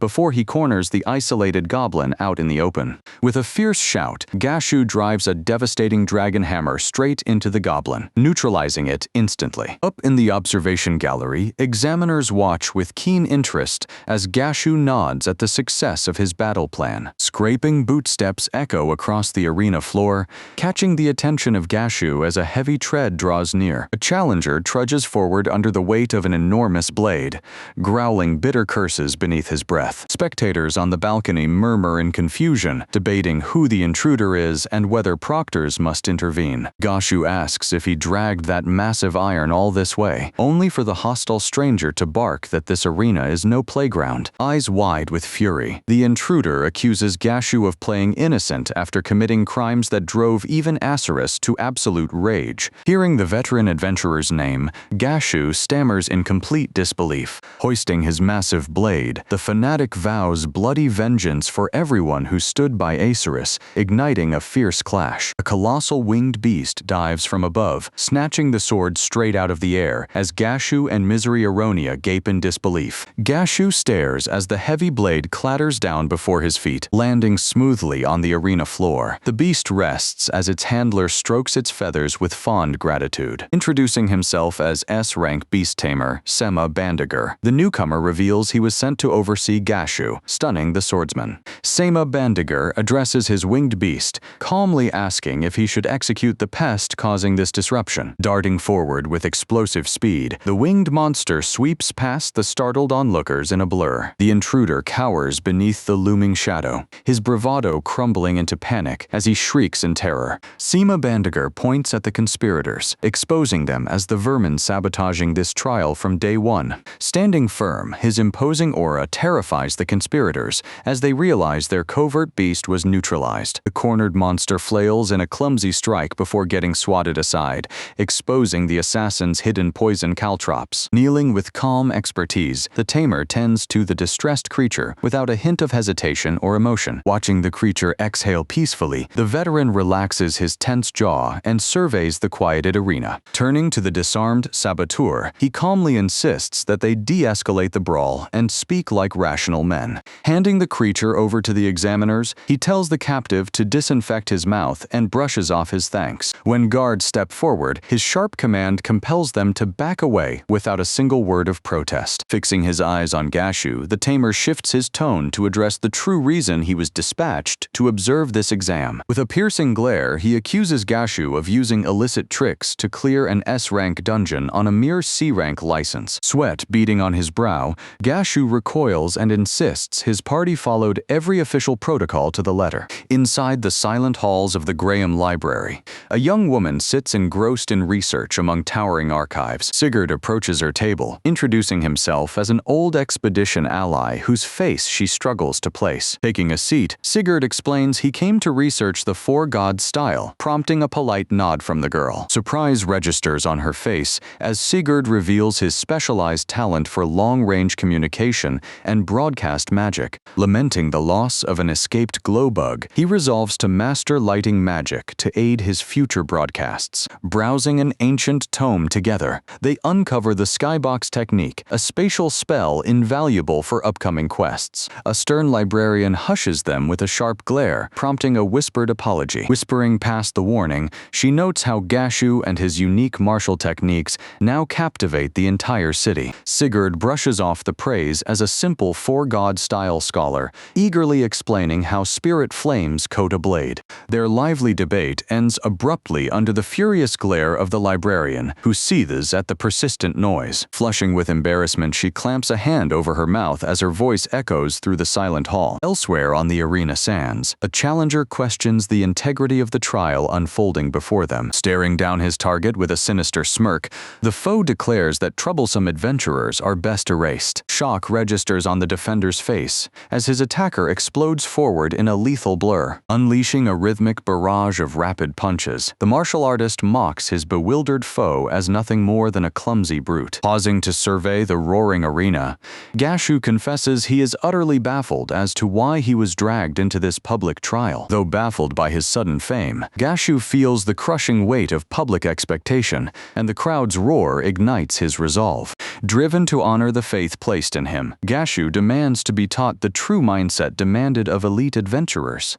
A knowing smirk crosses the veteran's face as he dares Gashu to prove his worth through action instead of words. The arena air turns razor sharp as the examiner moves with terrifying fluidity, launching a relentless barrage of strikes. Gashu barely parries the incoming flurry, his eyes widening as his rival's freezing aura signals genuine killing intent. Blinding speed keeps the pressure relentless, forcing Gashu onto the back foot in a desperate scramble to defend himself. A commanding figure steps between the fighters, his overwhelming presence forcing both men to disengage immediately. Glaring at Sema Bandiger, he sternly warns that this violent escalation far exceeded the terms of their original agreement. Sema Bandiger retorts that if his rigorous testing cannot be trusted, the assignment should be handed to a Brill instead. Stepping forward as Big Enbremis, the Guildmaster offers a frank apology for the startling intervention in the arena. Big Enbremis explains he only intended to test Gashu against a worthy master, admitting the duel spiraled out of hand. Surveying the damaged ring, the Guildmaster praises the immense potential of Gashu as exhausted onlookers trade weary glances. With order restored, the proctor faces Gashu and officially congratulates him on passing the grueling B-rank examination. Standing tall, Gashu calmly absorbs the praise, brushing off the chaotic ordeal as a necessary test of his resolve. Offering a warm smile, he reassures his companion that failures serve as an essential stepping stone toward mastery. A firm nod confirms that this truth lies at the heart of their journey. Turning away, Gashu suggests they visit the infirmary to check on his companion. Walking down the hall, the official asks if Gashu aims higher, noting that A-rank status normally requires 5 years of service. He explains that the Guild Association offers special fast-track promotions to bypass standard waiting periods for elite talents. The Guildmaster offers to nominate Gashu for immediate advancement, asking for his thoughts on the promotion. Stunned realization washes over Gashu as the prestigious A-rank license rests firmly in his grasp. Gashu hesitates to accept the A-rank adventurer promotion, worried the crushing guild workload might consume the precious time he needs for his streaming career. Misery Aronia urges him not to throw away this golden opportunity, brimming with fresh, exciting broadcast ideas for their channel. Holding off on his final decision, Gashu realizes the promotion grants him the freedom to enter high-level dungeons without begging the guild for permission. Memories of the bureaucratic nightmare to access the Blue Crystal Cave still haunt him, recalling how many officials he had to appease just to step inside. Nodding in agreement, he stresses that better coordination will keep them from facing such bureaucratic hassles again. The pair sets off to celebrate over a hearty dinner, though Gashu playfully warns his partner not to overdo the drinks. Over at the Blazing Serpent dorms, a brutal kick sends a disgraced member crashing across the floor amid furious shouts over his incompetence. Chaos erupts throughout the guild as members clash over the botched exam, dwindling adventurer rosters, and cratering broadcast profits. Amidst the shouting, someone suggests re-recruiting Gashu, pointing out he was seen at the exam site looking far stronger than the day they kicked him out. Acerus roars in utter disbelief, refusing to accept that Gashu, whom they once discarded as useless deadweight, could ever become this powerful. Seeing Gashu's live broadcast on their screens fuels their rage as his soaring fame leaves them completely humiliated. Watching the stream continue, they recognize his companion as a former guildmate, dumbfounded as Gashu wipes out a whole swarm of monsters without breaking a sweat. Viewership counters display an astonishing 120,000 live watchers, utterly dwarfing Blazing Serpent's miserable 10,000. In the middle of the panic, one clueless guild member blurted out that he joined Gashu's fan club, totally blind to the crisis around him. Furious shouts echo through the room, ordering Zohio's expulsion, exiling him from the guild without a second thought. moment. Mounting rage boils over as Acerus slams his heavy fist onto the desk, rattling everything in a desperate release of anger. Standing opposite the desk, she admits in a cold, measured voice that they had gravely underestimated Gashu's true prowess. Her cold gaze lingers on the frantic officers, quietly anticipating the bitter day the guild realizes the true magnitude of the legend they threw away. A fierce realization strikes Acerus. He must elevate his own stream to grand new heights, crafting a spectacle that obliterates anything his rivals put out. His eyes lock onto the glowing silhouette of Chartreuse Restaurant, the legendary playground of the elite, wondering if the rumors of its boundless fortune hold true. With a predatory smirk, a cunning scheme takes shape in his mind. Spinning toward his aide, he demands 2 VIP tickets to the exclusive venue, catching her completely off guard with the abrupt command. Burning with dark ambition, he whispers a vow that the entire realm will soon witness what he is truly capable of accomplishing. Sitting opposite him with a calculating smile, she muses that anyone foolish enough to look down on them is in for a devastating wake-up call. Weiss flashes a dazzling grin to his broadcast audience, announcing the end of today's stream. Freezing mid-pose, his smile shifts as he spots an unexpected figure in the crowd. Nearby, Misery Aronia stares in shock, her eyes widening as she recognizes Weiss approaching. Dashing forward with boundless energy, Weiss lights up with pure excitement, shouting that he has finally tracked her down. Extending his hand, Weiss presents a small dropped item, explaining he searched everywhere to return it. Misery Aronia accepts the lost piece with immense relief, grateful to have it back despite minor scuffs on the finish. An over-the-top, tearful display overtakes Weiss, who acts profoundly moved by returning the lost item. Exchanging polite bows and mutual apologies, the two streamers finally lay the whole misunderstanding to rest. Clutching the ticket tightly, Misery Aronia feels humbled after watching Golden Sun's broadcast, accepting the gift as a powerful reminder of how much further she still has to grow. Weiss insists she keep the pass, beaming with vibrant enthusiasm about her upcoming broadcasts. Turning to his companion, Gashu suggests making good use of the luxury ticket instead of letting it go to waste. Beaming through happy tears, Misery Aronia accepts the offer, praising Weiss for his incredible generosity. Soon after, an elegant carriage rolls through moonlit cobblestone streets, carrying them toward the gala. Inside the carriage, Gashu admits dressing up feels awkward, though seeing his companion so enthusiastic brings a genuine smile to his face.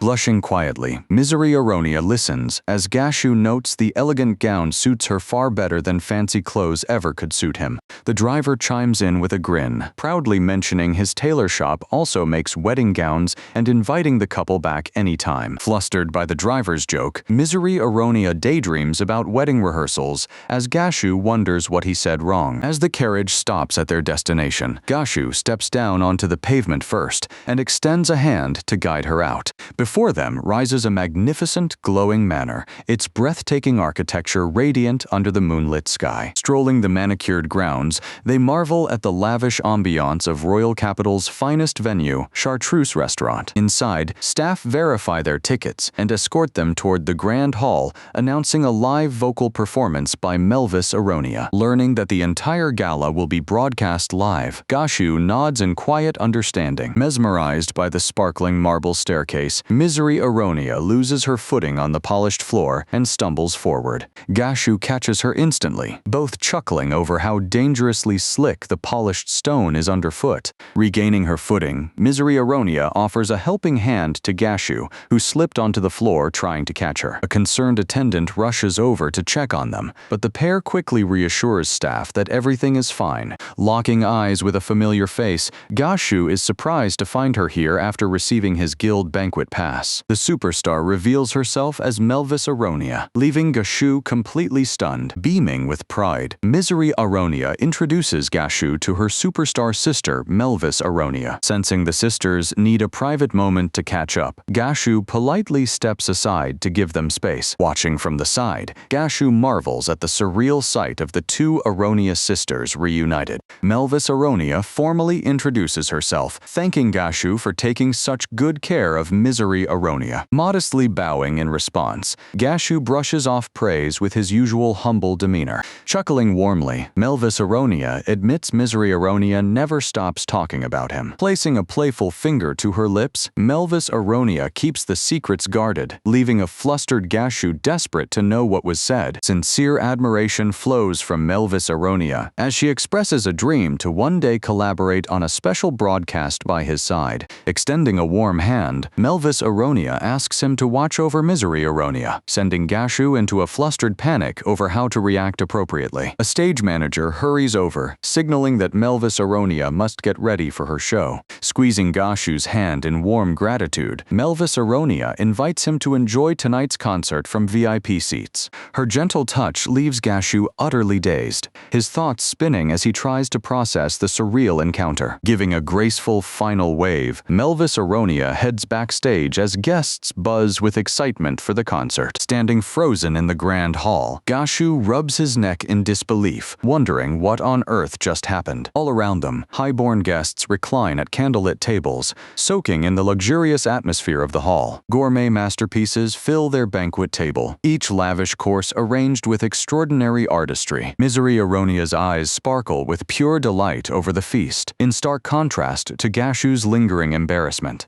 Savoring shimmering rare salmon and tender great boar steak, Misery Aronia melts into pure culinary bliss. Nodding in approval, Gashu agrees the food is divine, yet gently reminds his partner that Melvis Aronia's stage show is about to start. Overhead chandeliers dim and an expectant hush blankets the hall as the main event begins. Center stage doors swing open to reveal the guest of honor, Melvis Aronia, stepping into the limelight. Welcoming the crowd with a radiant smile, Melvis Aronia sets off an explosive wave of live chat cheers across the broadcast. Shimmering orbs of magical light illuminate her path, drawing every eye in the house as she takes center stage. Online viewers flood the stream with excitement, admiring her stunning outfit and watching concurrent viewer counts shatter records before she even sings a note.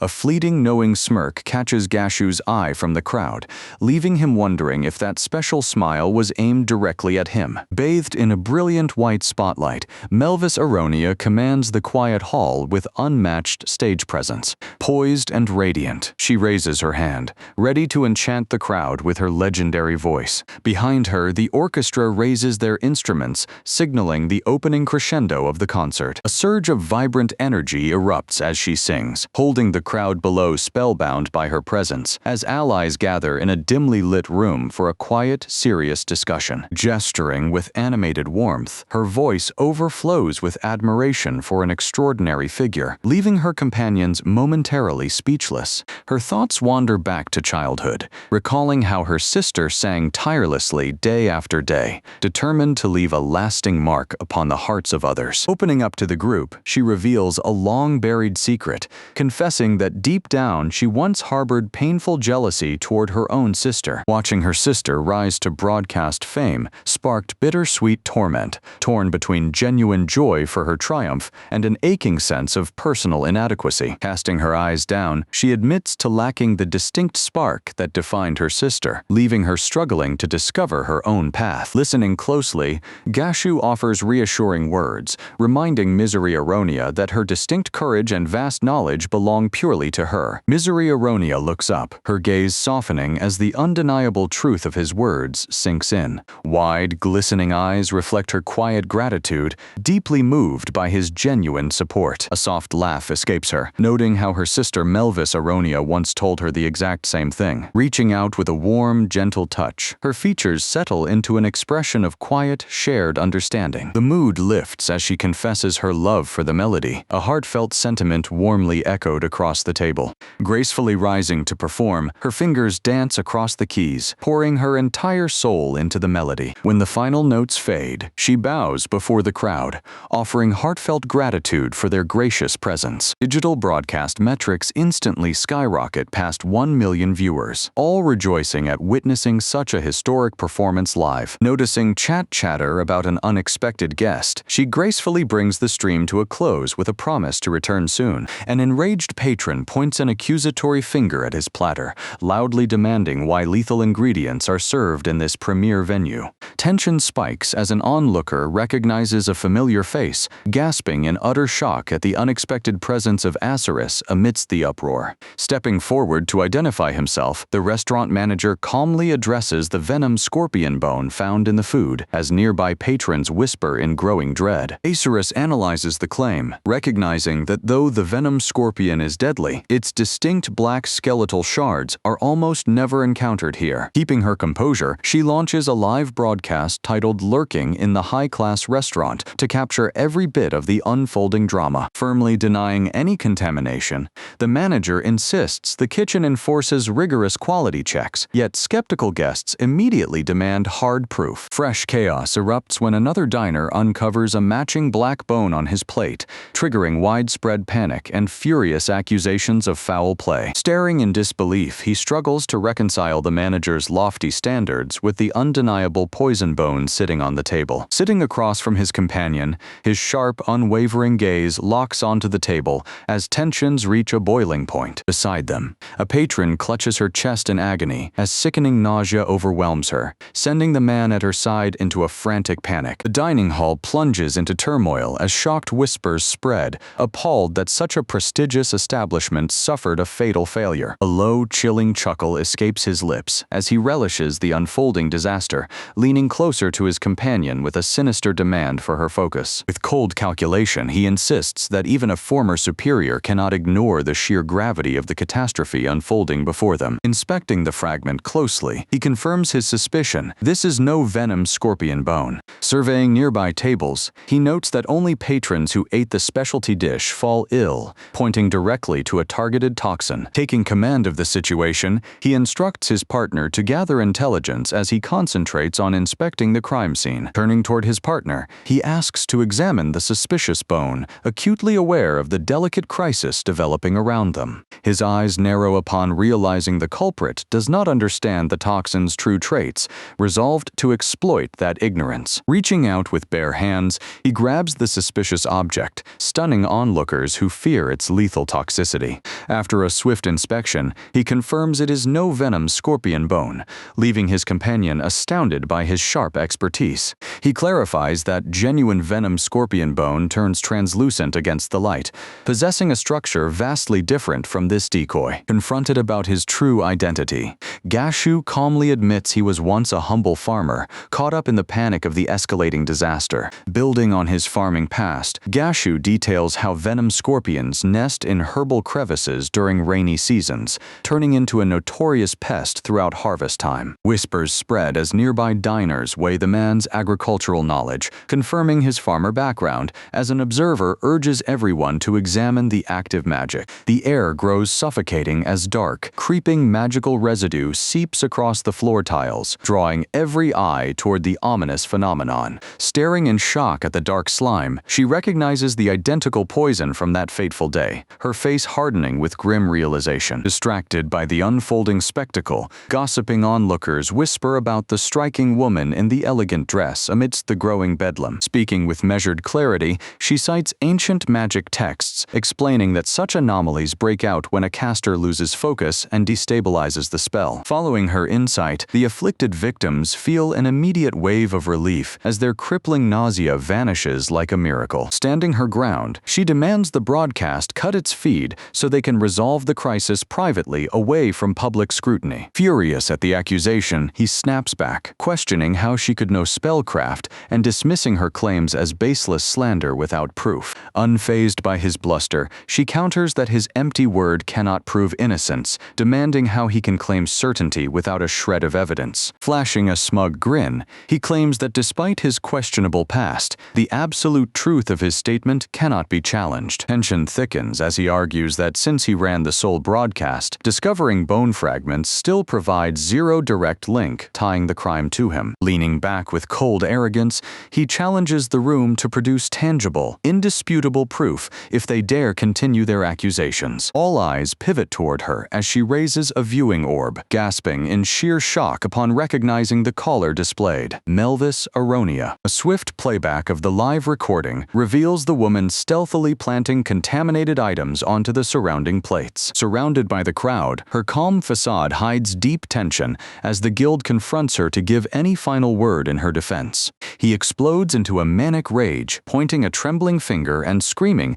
that the forbidden magic and sabotage were entirely her doing. Disgusted murmurs fill the room, rejecting his transparent attempt to scapegoat his partner after giving giving the orders himself. Under mounting pressure, heavy hands reach out to seize his collar, demanding he step forward for formal guild interrogation. Recoiling violently, he shrieks at them to back off as he thrashes frantically to escape their grasp. Ignoring stern orders to halt, the traitor shoves through the crowd in a desperate sprint to escape the room. The sheer panic drains his strength, sending him crashing to the floor where he scrambles desperately to regain his footing. Pinned to the floor under a cold, unwavering gaze, he reflects on his partner's genius, remembering how he once admired the brilliant, inventive ideas that flowed so effortlessly. Running solo streams showed him how punishing the craft truly is, learning firsthand the immense struggle of producing content that both host and audience genuinely cherish. Patience exhausted, his captor snaps,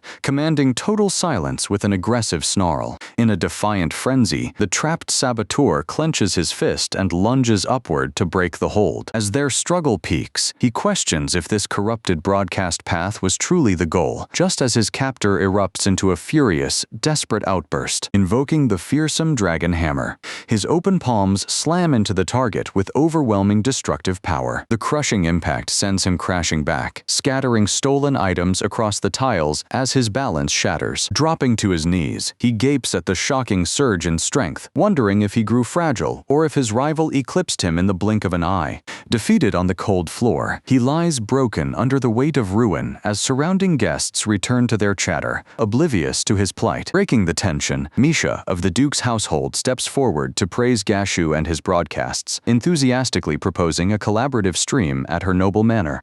Turning toward the commotion, the crowd watches the dramatic scene unfold, their curious gazes shifting into solemn concern. Bowing his head in deep regret, he takes full responsibility for the security lapse, confessing that allowing an infiltrator inside was an inexcusable failure. As tempers cool down, the men review the aftermath, questioning the direct involvement of Gashu and the necessity of the violent disturbance. Reflecting on the past, he notes that their former superior would have flown into a fury over the chaotic scale of this incident. With a pained expression, he begs for leniency, emphasizing the suffering endured, and asking if they can find the mercy to forgive the transgressor. Surrounding onlookers stand in breathless silence, faces etched with shock and deep contemplation as the heavy plea hangs in the air. Standing inside the bustling banquet hall, he watches the social tension dissipate into an upbeat celebratory atmosphere among the elite. Inside the private VIP room, they debate whether the guild meeting involves a gift of gratitude or broken plate compensation. Knowing his anxious habit of fretting over trivial debts, Acerus and Gashu meet the restaurant owner, who expresses deep gratitude for their intervention and extends a formal request. The owner proposes establishing an official sponsorship with Golden Sun, leaving the battle-hardened adventurers stunned by the offer. Chartreuse Restaurant's owner makes it clear this offer is no mere polite thank you, but an earnest commercial contract. Securing top-tier monster meat remains his goal, ensuring his diners enjoy ingredients unmatched across the entire capital. Gashu scratches his head in hesitation, admitting Golden Sun is brand new and perhaps not ready for such heavy commitments. Misery Aronia cuts in with excitement, insisting that turning down such an incredible opportunity is absolute madness. Melvis Aronia watches with a calm smile, noting that despite the daunting scale of a new venture, genuine goodwill deserves acceptance. With a shared vision ahead, the group seals the partnership, trading warm toasts in anticipation of a lucrative future. Stepping into the grand lobby of Chartreuse Restaurant, Gashu stops and turns toward Melvis Aronia with heartfelt words weighing on his chest. Listening attentively as Gashu fumbles for words, Melvis Aronia hears his long-delayed confession of gratitude for her concert. Restless hands betray his nervous tension as Gashu stumbles through his confession under her patient, gentle gaze. Speaking straight from the heart, he confesses her magnificent singing moved his soul, thanking her for the power of her music. Melvis Aronia welcomes his praise with a warm smile, pledging to keep singing and strengthening that bond with her audience. Their quiet conversation shatters when Misery Aronia rushes over in a panic, begging him not to leave her behind. Turning to greet her, Gashu watches the two sisters share a fond farewell, confident in the bright path ahead for Golden Sun. Under the moonlit sky, sky, he gazes across the glowing estate, reflecting on the lively banquet and his immense debt to Weiss. Misery, Aronia's burning intensity, catches Gashu off guard, wondering how a simple thank you sparked such fire in her eyes. Though she deeply admires her sister Melvis Aronia, she boldly vows they are rivals who will never concede defeat. Urging him to keep their momentum going, she freezes on the path, her gaze locking onto a figure lurking in the shadows. Both stare in astonishment as a heavily laden traveler trudges into view, revealing himself to be none other than Ryu. Tension grips the courtyard as they stand before the exhausted traveler, completely stunned by his late-night arrival. Gashu leans closer with furrowed brows, inspecting the bulky broadcast machinery Ryu has been lugging around. Directly behind him on the stones lies a collapsed beastkin girl, leaving them wondering who she is and what happened. Morning light greets the fields as Gashu inspects his flourishing crops with a satisfied grin. His attention shifts toward the doorway where a timid fox-eared girl steps cautiously into the sun.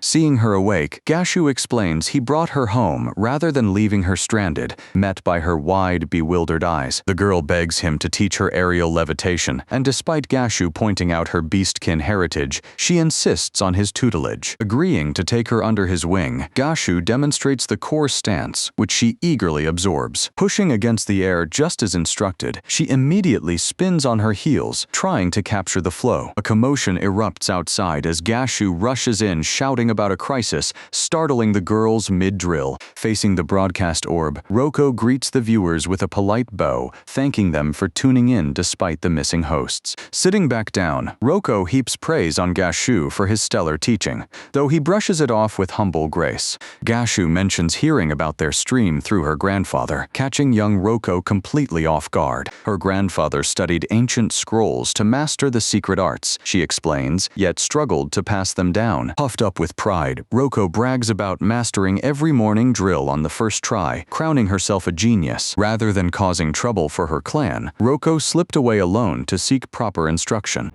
Bowing low, Roko begs Gashu to accept her as his student. Gashu shrinks back with modest shock, floored that an heir of the revered four-god style seeks his tutelage. Gazing down at Roko, Gashu listens to her relentless pleas to master the true secrets of the four-god style under his wing. He relents and promises to teach her all he can, amused by her delightfully archaic manner of speech. A nostalgic scent catches Roko's nose, puzzling her with faint memories of chasing field mice. Offering her a place to stay, Gashu points out that extra hands around the farm will make the daily chores much easier. The next morning, the crew ventures into the sweeping grasslands stretching outside royal capital. Gashu opens the live stream with a confident grin, introducing himself and Misery Aronia to the growing crowd. Messages flood the magical feed as excited fans cheer Gashu's return and discuss the big news about their restaurant sponsorship. Thanking the chat for their love, Gashu swings the broadcast orb toward their special guest, sparking wild curiosity. He introduces Roko to the live stream, prompting an avalanche of comments gushing over how adorable their new guest is. Misery Aronia steers the stream back on track,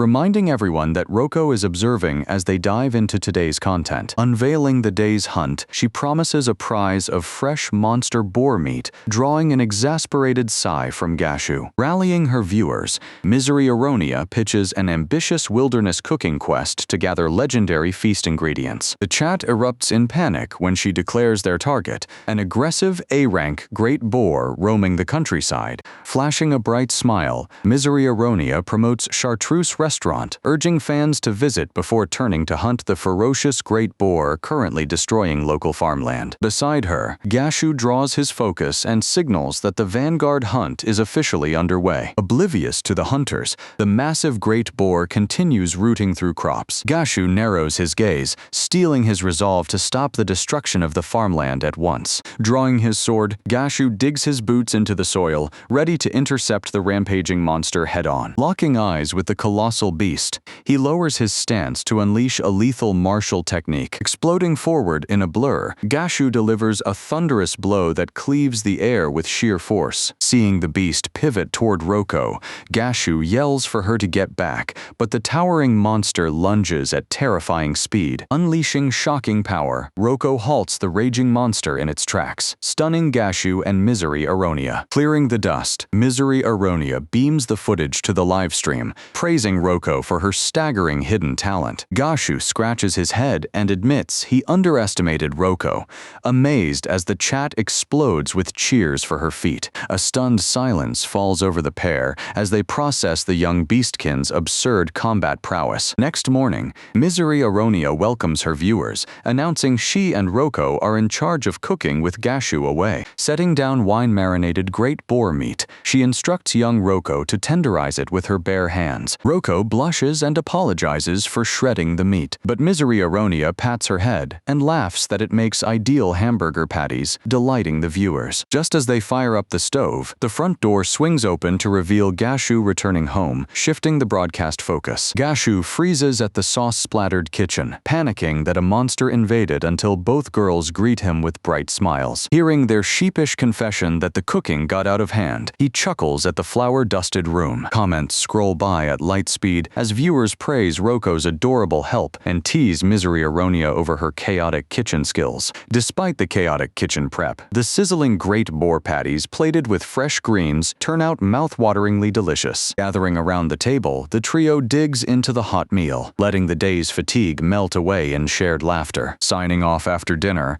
Gashu smiles at how warmly the community embraced Roko on her first stream appearance. Worn out from the day's chaos, he heads off to bed early, leaving the dishes to the girls. Before turning in, Gashu notices a somber shadow flicker across Roko's face, clashing with her lively on-camera cheer. Approaching the moonlit veranda where Roko sits alone, Gashu softly breaks the silence. Bathed in the glow of the full moon, Roko admits she was lost in the moonlight, and Gashu nods with quiet warmth. Turning toward him, Roko confesses she owes him a sincere apology. Catching Gashu off guard with her solemn tone, she recounts discovering his old man's farm guard stream 6 months ago, an encounter that left an indelible mark on her heart. Watching Gashu commune with the elemental spirits opened her eyes to a whole new world, filling her with wonder. Bowing her head with guilt, Roko admits she once parroted toxic hate comments against him in chat, a foolish mistake she deeply regrets. Her grandfather sternly reprimanded her back then, teaching her never to judge a person based solely on rumors and superficial chatter.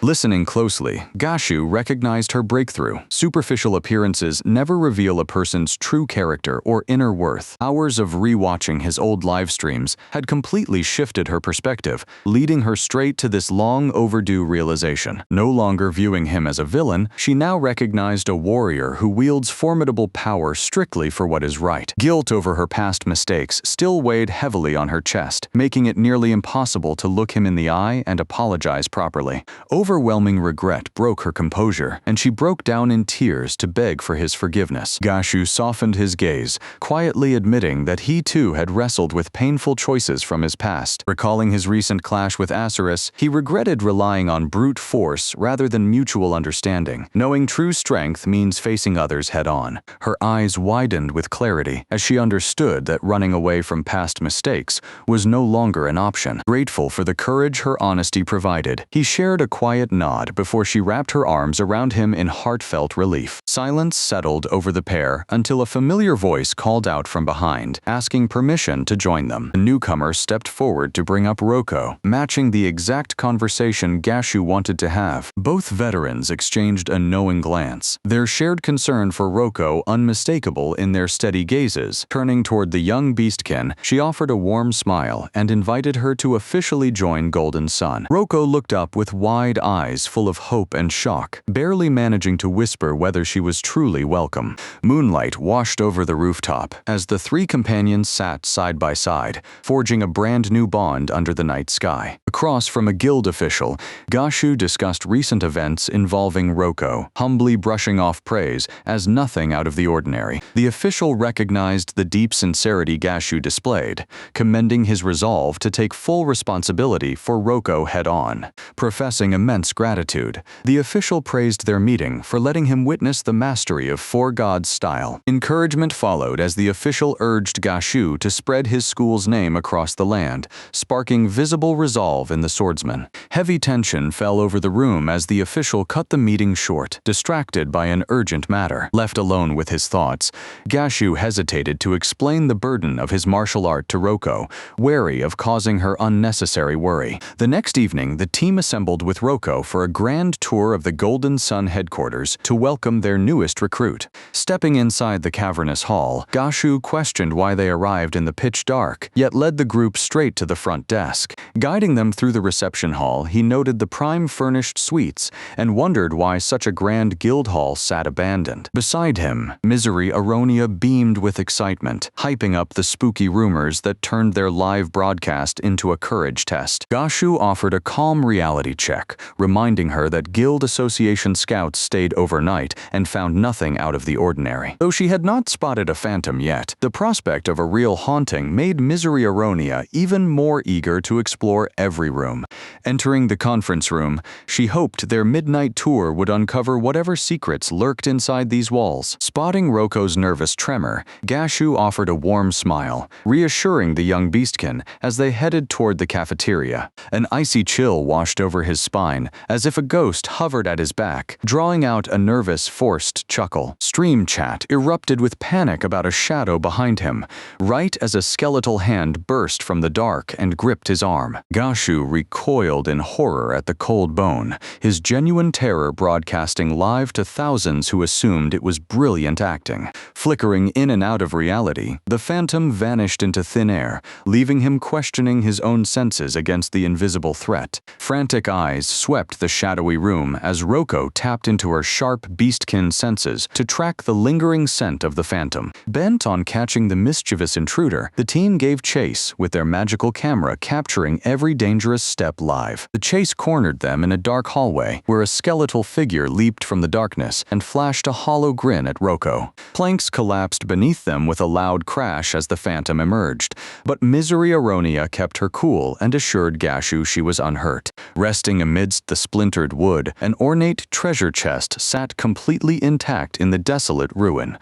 Reaching toward the lock, she froze as the angry apparition lunged forward with a low growl, warning her to back off. Freezing pressure saturated the corridor as the guardian spirit unleashed a pulse of terrifying magical energy. Hollow eyes flamed with possessive fury as the ghost demanded she step away from his precious chest. Bedlam broke out as the adventurers scrambled backward, with the spirit roaring for them to drop the chest and flee. Debris and loose furniture hurled through the corridor in a violent storm, forcing the party to shield themselves from flying rubble. Intervening quickly, Gashu raised both hands and promised to return the chest intact to calm the restless spirit. Firmly planting his boots, he shielded the girls and ordered everyone to stay clear of the disputed treasure. Trying to hand over the chest, his fingers phased straight through the ghost's translucent, intangible form. Outraged by the clumsy attempt, the spirit erupted into indignant shouting, mocking him for thinking he could touch a ghost. Realizing physical force was useless, Gashu listened as the spirit demonstrated telekinesis, quietly apologizing for the previous outburst. With hostility fading, the ghost pulled an aged bottle from the chest, pleased to find visitors who could actually hold a conversation. Gashu breathed a sigh of relief upon confirming the chest's fragile contents survived without a scratch. Drained by the chaotic clash, he shut down the live broadcast so everyone could finally get some rest. Hovering above them, the resident guardian introduced himself and invited the trio to ask whatever questions they had. Pointing at a wrapped bundle, Gashu asked what it held, learning it was a collection of keepsakes the ghost had gathered for his wife. The phantom explained he had guarded this hall since his death to prevent theft, though past tenants had suffered from his pranks, shocked that the ghost had lurked during their private live streams. Misery Aronia called him a peeping Tom, only for him to mock her audacity. Addressing the party, the skeleton bluntly told them to learn some shame, adding he held no interest in human women. Pondering the odd lecture, Misery Aronia contemplated the spirit's strange perspective on humanity. Raising a bony finger, the spirit confirmed that she had correctly recognized his heritage as a beastkin. Thrilled to meet a fellow beastkin, the skeleton explained that since he could never leave this hall, he wanted to bestow a rare gift. Stunned by his generosity, Roko hesitated before accepting such a priceless heirloom. He suggested that whenever she returned to her homeland, she should deliver the heirloom to his surviving family. Curious about the request, Roko asked for the exact name of his family clan. Empty eye sockets went still as his memories completely failed him. Mortal memories had vanished upon his death, though he promised to share whatever forgotten details returned to him. Nodding toward the vintage spirits, the ghost asked her to deliver the bottle to old Yagi once it aged a bit longer. Warning Roko not to drink it herself, he surprised the onlookers with his unexpected generosity. Misery Aronia listened as Gashu voiced concern over Yagi and his chronic back pain, grasping the gravity of the favor. Chuckling with familiar warmth, the skeleton poked fun at Gashu about his own aching joints. Bowing respectfully, she formally entrusted the errand to Roko, who accepted the solemn responsibility with a nod. Talk shifted as she described meeting a beastkin traveler, instantly sparking curiosity in Gashu about the mysterious stranger. Gashu froze in place, eyes widening in shock as the full weight of her words struck him. Watching the tension mount, she recalled that Yagi looked pleased, yet remained wary of opportunists exploiting his love for alcohol. Roko stared quietly at the skeletal phantom, her unreadable face processing every bizarre detail. Locking onto the bony wrist, a spark of recognition flared in her mind as she noticed an unmistakable bracelet. Clutching the bracelet with trembling fingers, she drew a sharp breath as the full weight of the discovery sank in. 5 days prior, the friendly spirit had seen them off, promising to guard their new living quarters in their absence. Surviving the deadly dungeon gates ahead required the elite expertise of a seasoned S-rank adventurer. Flanked by loyal comrades, the squad stood primed and ready for whatever horrors awaited below. Crisp introductions followed as Sigurd greeted Roko, forming a tentative alliance for the raid. Smirking wryly, Sigurd noted that dragging a kid into an S-rank dungeon was an audacious stroll for an A-rank adventurer. Stunned silence grips the party, their faces frozen in absolute shock at the unexpected observation. Inside a horse-drawn carriage, the companions ride together on the road toward the forest. Gashu asks for clarification about their destination, questioning if the Lagruna forest is the exact place from the broadcast. Explaining his goal to gather the rare plenty flower, Gashu doubts his companion truly grasps the deadly hazards of this woodland. This treacherous forest constantly shifts its trees to make maps useless, keeping the true nature of the dungeon a total mystery to explorers. Flipping through a reference book, they discuss how the prized plenty flower shifts locations every year as a sought-after ingredient. Talk turns to the sweet nectar Gashu plans to harvest for confections, encouraged by the great success of his previous cooking experiments. Noticing her hesitation, Gashu offers a helping hand, yet she gets distracted by the rare sight of the skilled warrior wearing an apron. Her eyes widen with anticipation as Gashu frantically scans the guidebook, his brow furrowing over grim warnings that no one escapes the woods. With pride, Gashu unveils the spider thread of heaven, a magical lifeline designed to guide them safely back to the entrance if they get lost. They consult the seasoned beast tamer Sema Bandiger about his past runs in Lagruna Forest to gauge the deadly perils waiting ahead. Sema Bandiger assures them that despite consulting the fox girl on lurking threats, their party has ample strength to crush any beast in their path. Adjusting his gear with steady hands, the veteran admits that cataloging every beast in these woods remains an intimidating challenge. The veteran warns them never to underestimate forest monsters on their home turf, yet remains confident in their skill as high-ranking adventurers. A sharp, grinding halt brings the carriage to a stop right at the edge of the mysterious shifting woods. Before them glows an intricate, magical seal carved into ancient wood, opening the gateway for their first step into the unknown. Standing beside her party, she listens as Sema Bandiger confirms he will guard the entrance just as he did in past expeditions. A weary parting smile crosses his face, acknowledging the difficult quest ahead as he prepares to see them off. Waving them forward, the veteran places full trust in their unique talents to conquer whatever trials await inside. Gashu turns toward his companions with steel resolve, announcing that the time has come to advance. Together, they step toward the shimmering vertical rift, entering the gateway that stands wide open for them. Past the mystical threshold, the party disappears into thick ancient foliage, leaving the known world behind. An overgrown trail winds silently ahead, leading deep into the heart of the mysterious shifting woods. Welcoming her audience, the The charismatic streamer announces their arrival at Laguna Forest for another live broadcast. She highlights their main quest, finding the rare Plenty Flower, a treasure that blooms only in this lethal S-rank dungeon. Spotting a treasure chest nestled among massive roots, she excitedly points it out to her companions. As her teammates debate if the chest is a mimic, she turns the moment into a playful quiz, asking viewers to guess what lies inside. Refusing to back off like other explorers would, she boldly moves in to inspect the chest despite her team's anxious warnings. Without hesitation, she strikes the wood, triggering the container to morph into a snapping, ferocious mimic. The monster lunges forward as she laughs at her correct guess, leaving her comrades scrambling to intercept the ambush. Surrounded by towering trees, the party readies their weapons for whatever horrors lurk in the shifting shadows. Curious over the bizarre bulbous flora, she admits she has never seen such a plant, as Gashu notes the odd traits of these mountain vegetables. A wave of nostalgia washes over the travelers, prompting them to wonder how their friends back in the village are holding up. Piercing shrieks shatter the quiet, startling both the fox girl and her companion into instant combat readiness. The ground gives way in a sickening slide beneath their feet, dropping them straight into a hidden spider nest. Caught completely off guard, she cries out as thick, sticky tendrils whip from the shadows to ensnare her limbs. Constricting vines tighten relentlessly, dragging both the fox girl and her companion deeper into the botanical trap. A monstrous predatory plant unfurls its massive petals, revealing a lethal B-rank threat that coils around its prey as the trapped fighters draw steel in a desperate bid to survive.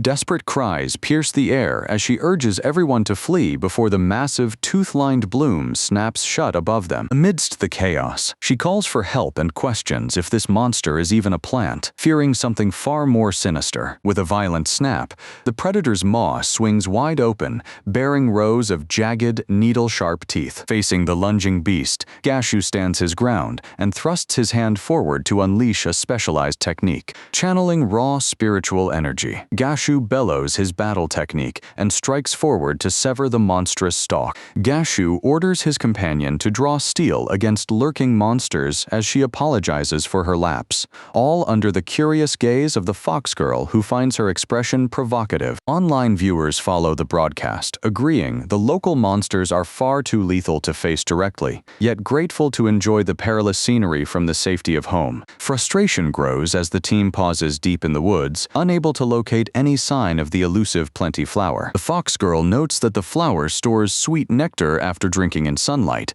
but scouting it out requires a high aerial vantage point. When she suggests Gashu hurl her high into the canopy for a better view, he instantly shuts down the reckless scheme. Brushing his warning aside, she leaps high into the air to catch the sweet scent, leaving Gashu below without a single clue. Catching a faint sugary aroma on the breeze, she points excitedly toward a distant clearing for Gashu to investigate. Ahead lies a swarm of lacuna goblins thriving among giant poisonous mushrooms. Looking across the dense grove, she spots encroaching lacuna goblins encircling their party and realizes they are completely boxed in. Volleys of arrows whistle from every direction, forcing Gashu to swing his heavy blade in a wide, sweeping arc to deflect the incoming barrage. Gashu orders her to take cover behind a massive tree out of range from the arrows, and she responds with a firm, determined nod. Scanning the hostile perimeter, Gashu recognizes that rushing the distant archers is suicide, forcing him to devise a new plan to break the deadlock. The treacherous soil collapses beneath her boots, sending her crashing into the undergrowth with a heavy thud as panic sets in. Whirling toward the sound of the cave-in, Gashu watches in horror as his ally vanishes into the earth, his voice catching as he shouts her name. From her high perch, the fox girl twitches her ears in disbelief as both comrades vanish into thin air, leaving her stranded and bewildered. Closing her eyes in bitter regret, she realizes she should have spotted the lurking trap the instant her companion broke into a run. Safe atop a thick branch, she watches the wagon navigate the dense mushroom forest, entirely blind to the deadly menace lurking beneath the soil. Acerus inspects the fallen companions and confirms toxic spores paralyzed them, warning that immune lacuna goblins are closing in for the kill at any moment. Perched high above, the fox girl narrows her eyes in tense calculation,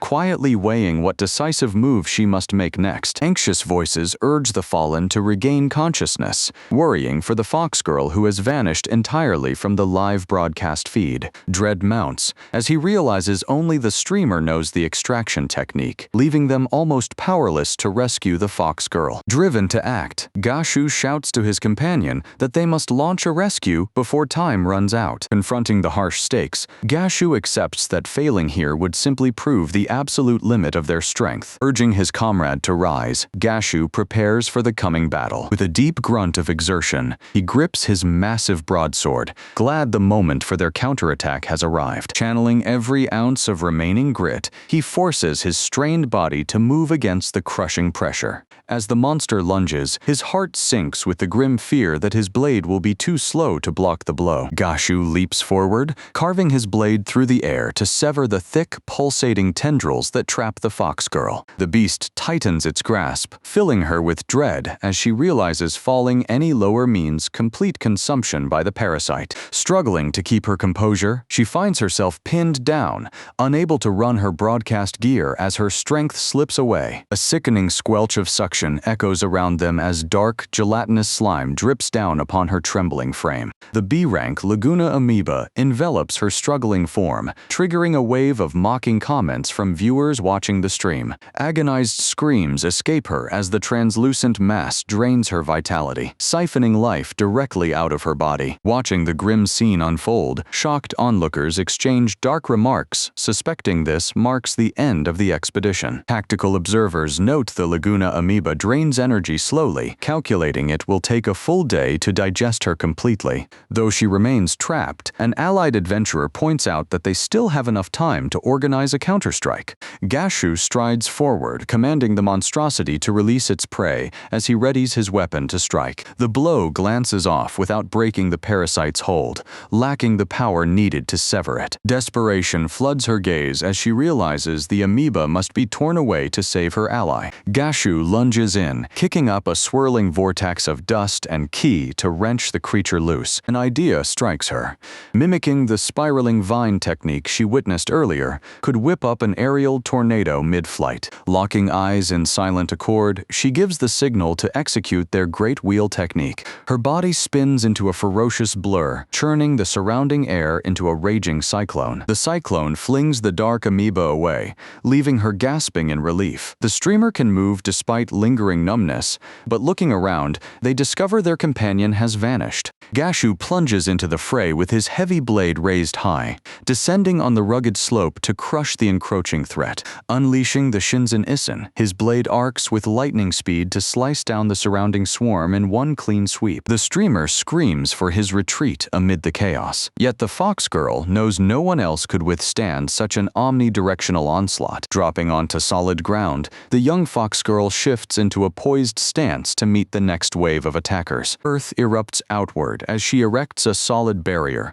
scolding her foe for losing focus in the heat of battle. In the blink of an eye, the fox girl vanishes, leaving her ally scanning the field in shock. A thunderous impact shatters the air as her fist hammers an unseen target across the battlefield. Standing amidst the settling dust, she repels the attackers with a showcase of explosive power. Her fluid strikes land with surgical precision, wiping out the remaining threats in seconds. Commending her skill, Gashu turns to the streamer, who confirms she is unharmed and already broadcasting their battle to her audience. With danger cleared, he signals a counter-offensive, hardening his resolve to press onward. Surveying the quiet tree line, he confirms the skirmish is over, leaving the woods wrapped in tense silence. When she apologizes for hesitating, Gashu suggests reviewing their gear and combat skills to prepare for upcoming hazards. Turning to her magical camera, the streamer announces a brief broadcast break so the squad can recover and regroup. Tranquil stillness settles over the woods, granting the party a rare moment of rest. Filtered canopy light bathes the forest clearing in calm sanctuary as she wades into the shallow stream, letting cool water wash away the grime of their hard battle. Rested on the bank, one companion groans about sticky residue on their skin, yet another warns never to drop their guard completely. Praising the fox-eared girl, Gashu commends her earth barrier, remarking that the trick could clear rocks from farmland just as easily. Glancing at her live chat feed, the streamer pales in sharp alarm as startling comments scroll across the display. Absorbed in her broadcast, the streamer notes her own lively commentary is getting far more hype than their combat feats. Pausing by a narrow hollow in the dirt, alert. Her curiosity flares over the concealed underground opening. Alarm rings in her voice upon spotting that the beast's wounds vanished, drawing her allies over in bewilderment. Stunned by the rapid regeneration, they gather tissue samples for study, urging her to put on proper clothes. Surveying the woods, the party notes with dread that the landscape shifted since their aerial scan. To carve through the thick overgrowth, one suggests blasting forward with the raw force of a great boar. Gashu questions using precious spider silk to climb given its steep cost, but she stays optimistic about their aerial route. Deep within the woods, the fox girl halts, catching an unsettling scent as they push into unknown territory. Darting ahead, she calls for the party to follow toward a glowing opening hidden in the rock. Kneeling before a rare cluster of sweet-smelling plenty flowers, they marvel at the prize. The young fox girl beams with pride, basking in praise for her sharp nose and lucky discovery. Carefully digging out the stem, she explains how protecting the roots keeps its sweet nectar fresh and intact. Specimen secured, she reveals this harvest was only the opening act of an ambitious broadcast project. Next, she plans to bake live sweets with the nectar on stream, drawing a tired chuckle from her companion. The earth caves in beneath their boots, sending her companion tumbling into a concealed pit. Her fox ears twitch as she freezes, sensing a monstrous presence coiled deep beneath the soil. Sensing the ambush before tremors start, she screams a warning just as the ground beneath them violently ruptures. Barking orders for everyone to scatter, Gashu draws his heavy sword and drives it into the shifting soil to anchor his footing.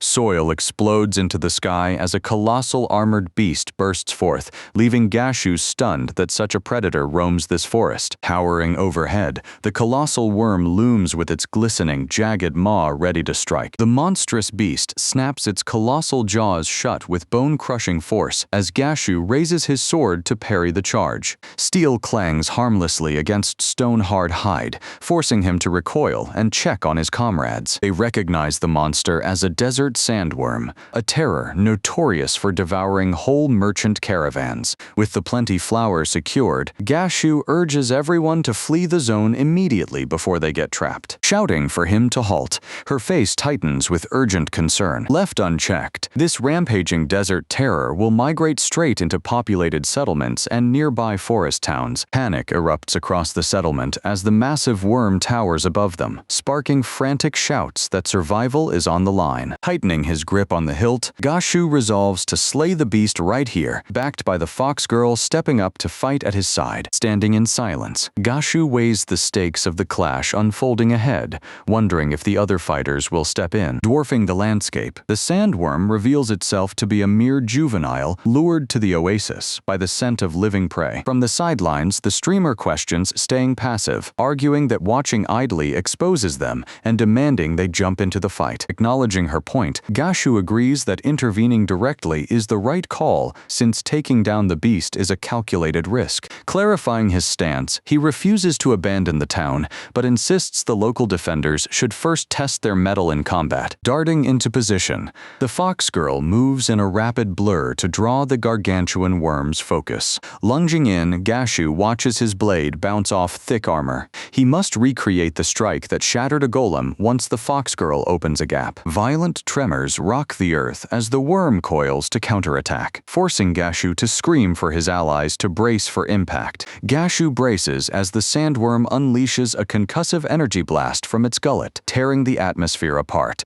Leaping high, Gashu narrowly dodges the devastating beam as the dirt beneath his boots is pulverized into dust. Terrified by the beast's monstrous output, the fox girl cries in panic that they stand no chance and must retreat. Sand erupts in a pressurized torrent as the beast breaks cover. Observing the ruins, Aceres notes that an attack-shattering stone is lethal. Finding an opening proves impossible as the worm dives deep under the soil, frustrating Gashu with its underground concealment. Dodging another ferocious charge, Gashu hears Aceres warn that the beast uses hit-and-run tactics to charge up another lethal strike. Pressed flat against a tree trunk, she watches the chaotic fray with wide eyes, supplies scattered around her. Through swirling dust, delicate petals of the plenty flower drift across the air in poetic contrast to the violence. The ground ruptures beneath her heels as massive jaws snap shut inches from her boots. Leaping in to shield her, Gashu intercepts the beast mid-lunge and drives his steel steel deep into its hide. Wounded, the monster recoils. Gashu explains that timing its habit of exposing its belly during lunges allowed him to strike. One decisive, full-power blow into that soft underbelly will be enough to finish the beast off. Dust clears as the companions trade jokes, with someone suggesting a hot bath now that victory is in hand. Behind the light banter, the fighters stay sharp, knowing the danger has not fully subsided. Frowning deeply, Gashu admits their current tactics will not create an opening for a proper counterattack. Turning to his squad, he asks how to drag the beast down from the air without solid footing beneath their boots. She agrees they need heavier firepower, earning a playful compliment from her partner on her tactical eye. Assuming a solid defensive stance, the fox girl signals that she is ready to execute their plan. The massive beast lunges from above and shatters the forest floor on impact, sending the earth plunging into a gaping abyss as Gashu braces against the shockwave. Clutching her painful wounds nearby, Roko fights through the agony and shouts for Gashu to move fast before danger engulfs them. Gashu levels his blade as Misery Aronia points out that ordinary weapons and group attacks cannot cut through this resilient spider silk. Calling out over the din, Gashu orders Misery Aronia to pull Roko to safety before he channels the power of the spirits into his steel. Frustration gnaws at Misery Aronia because the wide distance prevents her from capturing the best battle angles for her broadcast. Her magical interface shifts into a split dual window feed,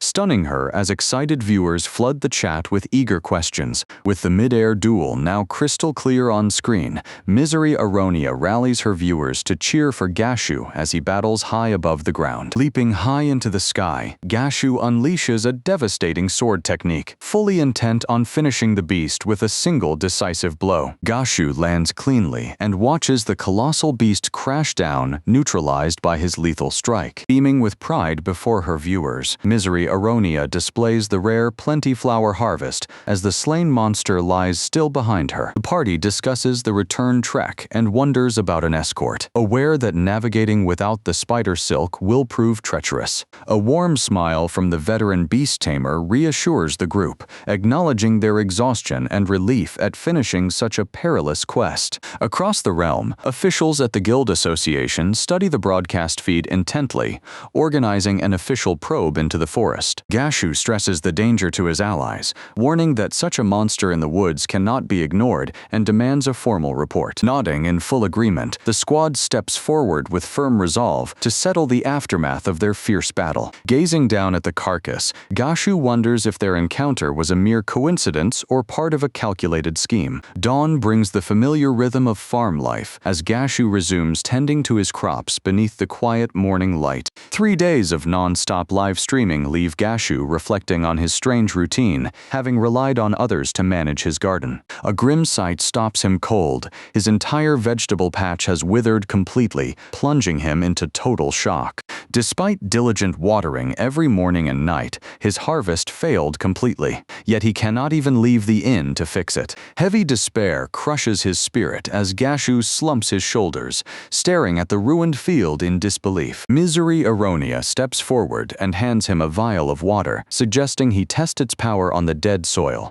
The moment the liquid seeps into the dirt, the shriveled crops miraculously swell and burst back to life with vibrant energy. Staring in awe at the revived crops, Gashu learns the water came from the lake of the forest and thanks Misery Aronia for her timely aid. Misery Aronia inspects the glowing flask, remarking on the dense magical energy that even the scouting party had noted earlier. Eager to experiment, she suggests pouring the enchanted water right away, guessing it might even enhance their cooking. Pouring the rest across the furrow with dramatic flair, she leaves Gashu utterly stunned by her reckless enthusiasm. Flashing a bright grin, Misery Aronia reminds him that their supply is running low and they must revisit the lake for more. Facing the magical lens, Misery Aronia declares an ambitious stream quest. They will not return home until slaying 500 field pests. Vicious swarms of Gimmeriders infest the farmland, making it far too dangerous for local workers to approach the harvest. Misery Aronia tells the chat they are clearing pests to save the harvest, playfully teasing Gashu for his overly intense warrior face. Taking command, Gashu orders her to exterminate the Gimmeriders without crushing the grain, readying his own tools to reap the field. When Gashu gives the signal, Roko snaps to attention mission with a crisp nod, locking into a combat stance for the extermination ahead. Unleashing the fluid butterfly dance technique, Gashu carves through the air as a giant, chitinous monster emerges with clicking jaws. Sizing up the massive beast, Gashu smirks as the brute charges head-on instead of fleeing, playing directly into his blade. Cutting through the frenzy, Gashu realizes the swarm easily tops 500, wryly noting these pests swarm like moths to a flame. With the field cleared, Gashu wipes his brow and rallies his allies to gather the wheat, urging the audience to keep watching the stream. Inspecting the corpse, Roko warns that its swollen size and ferocious aggression match an ominous catastrophe from the past. Roko questions the mutant growth of the stalks, recalling the farmer insisted the cultivation area had not changed at all. Pointing at the bloated stalks, she urges Gashu to inspect the strange growth. A strange scent rises from the dirt as the grain overripens overnight, matching news bulletins of spiking monster attacks nearby. Resolving to report their findings to the Guild Association tomorrow, they scan the fields one last time and head out. Entering the hall next morning, fellow members of Golden Sun welcome them with warm cheers. Misery Aronia files the mission report, highlighting the massive success of their recruitment drive. She playfully suggests grabbing tea with Roko afterwards, but the staff politely urges her to stay focused on business. Standing before the counter, her cheerful demeanor vanishes into wide-eyed shock as the clerk reveals alarming news. The staff praises their efficiency in the field, yet Roko picks up on a grim undertone settling over the guild hall. Without wasting a single second, Misery Aronia spins around and races across the floor to handle this brewing crisis. Hurrying up the steps, she tells Gashu to forget casual fan meetings and head straight to the second-floor executive office. Reaching the heavy doorway, Misery Aronia raps firmly on the wood with a pounding heart, ready to face the senior leadership. Stepping inside, she gasps in pure disbelief upon discovering her famous sister, Melvis Aronia, seated comfortably in the room. A dignified man rises with polished grace, introducing himself as Kate Allman, president of the Guild Association. Kate Allman invites them to take seats and adopts a grave tone, demanding a full briefing on the critical reports they carried. Identical warning reports just arrived on his desk from Big Enbramus, head of the overarching Adventurer Council. He adds that top streamer Melvis Aronia has already broadcasted urgent warnings urging travelers to avoid the danger zones. Their discussion turns to the crisis at hand, an explosive spike in beast populations and rogue activity across Graham. Tracing his finger across a large tactical map,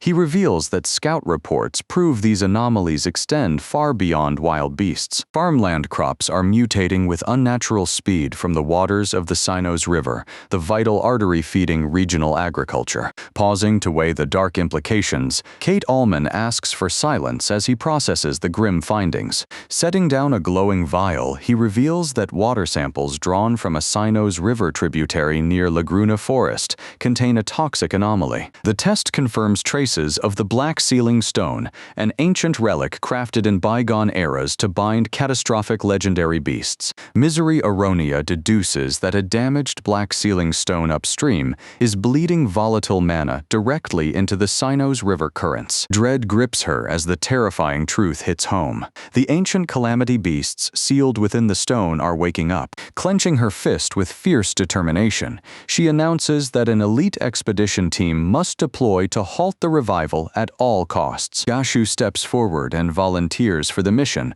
offering to lead the trek toward the upstream village tomorrow. The masters eagerly agree, knowing a seasoned guide will make the investigation run smoothly. Gashu asks to bring his companions along, promising they will not be a burden. Thanking him warmly, Kate Allman confirms found Black Sealing Stones will be secured like dungeons until a raised hand halts the room. Misery Aronia asks to stream the trek, promising to conceal sensitive coordinates and prevent any public panic. Ancient records confirm multiple Black Sealing Stones exist, making live visual records invaluable for future safety. Kate Allman approves the idea, welcoming the partnership to spread crucial awareness among among the populace. Gashu listens intently as the council stresses the need to share accurate warning data to prevent widespread panic across the kingdom. Guild leadership emphasizes that Golden Sun stands to shield citizens from calamity, making public education a top priority. Adventurers roar in unified agreement, their spirits soaring with shared purpose as they prepare for the dangerous trek. Across the capital, a disgruntled patron slams down his empty whiskey glass in a tavern, stewing in bitter resentment. Barking at the barkeep for another pour, his abrasive voice shatters the quiet mood of the tavern. Furious rage overtakes him as he curses his ruined status and the injustice of his downfall. Seething with hatred, he glares at a massive penalty invoice for damages, contemplating cutting all guild ties for good. Tavern screens flicker to life as superstar idol Melvis Aronia takes over the airwaves with an urgent announcement. Melvis Aronia warns viewers that beast sightings in Graham have exploded, urging anyone who spots a dark monolith to alert authorities at once. Inside the tavern, patrons murmured over the broadcast, convinced the swordsman with the massive blade could easily slaughter any monster to keep them safe. Nervous glances shift toward a hooded stranger, questioning who he is and what heavy weapon rests beneath his cloak. The tavern keeper slams his palm against the counter, demanding in a furious roar to know what the stranger did to his regular patron. Forced into the dark street, the hooded figure spits curses under his breath, his fury mounting as the tavern casts him out into the cold. A sharp realization stops him in his tracks as he spots a squad of adventurers gathering nearby, just paces away.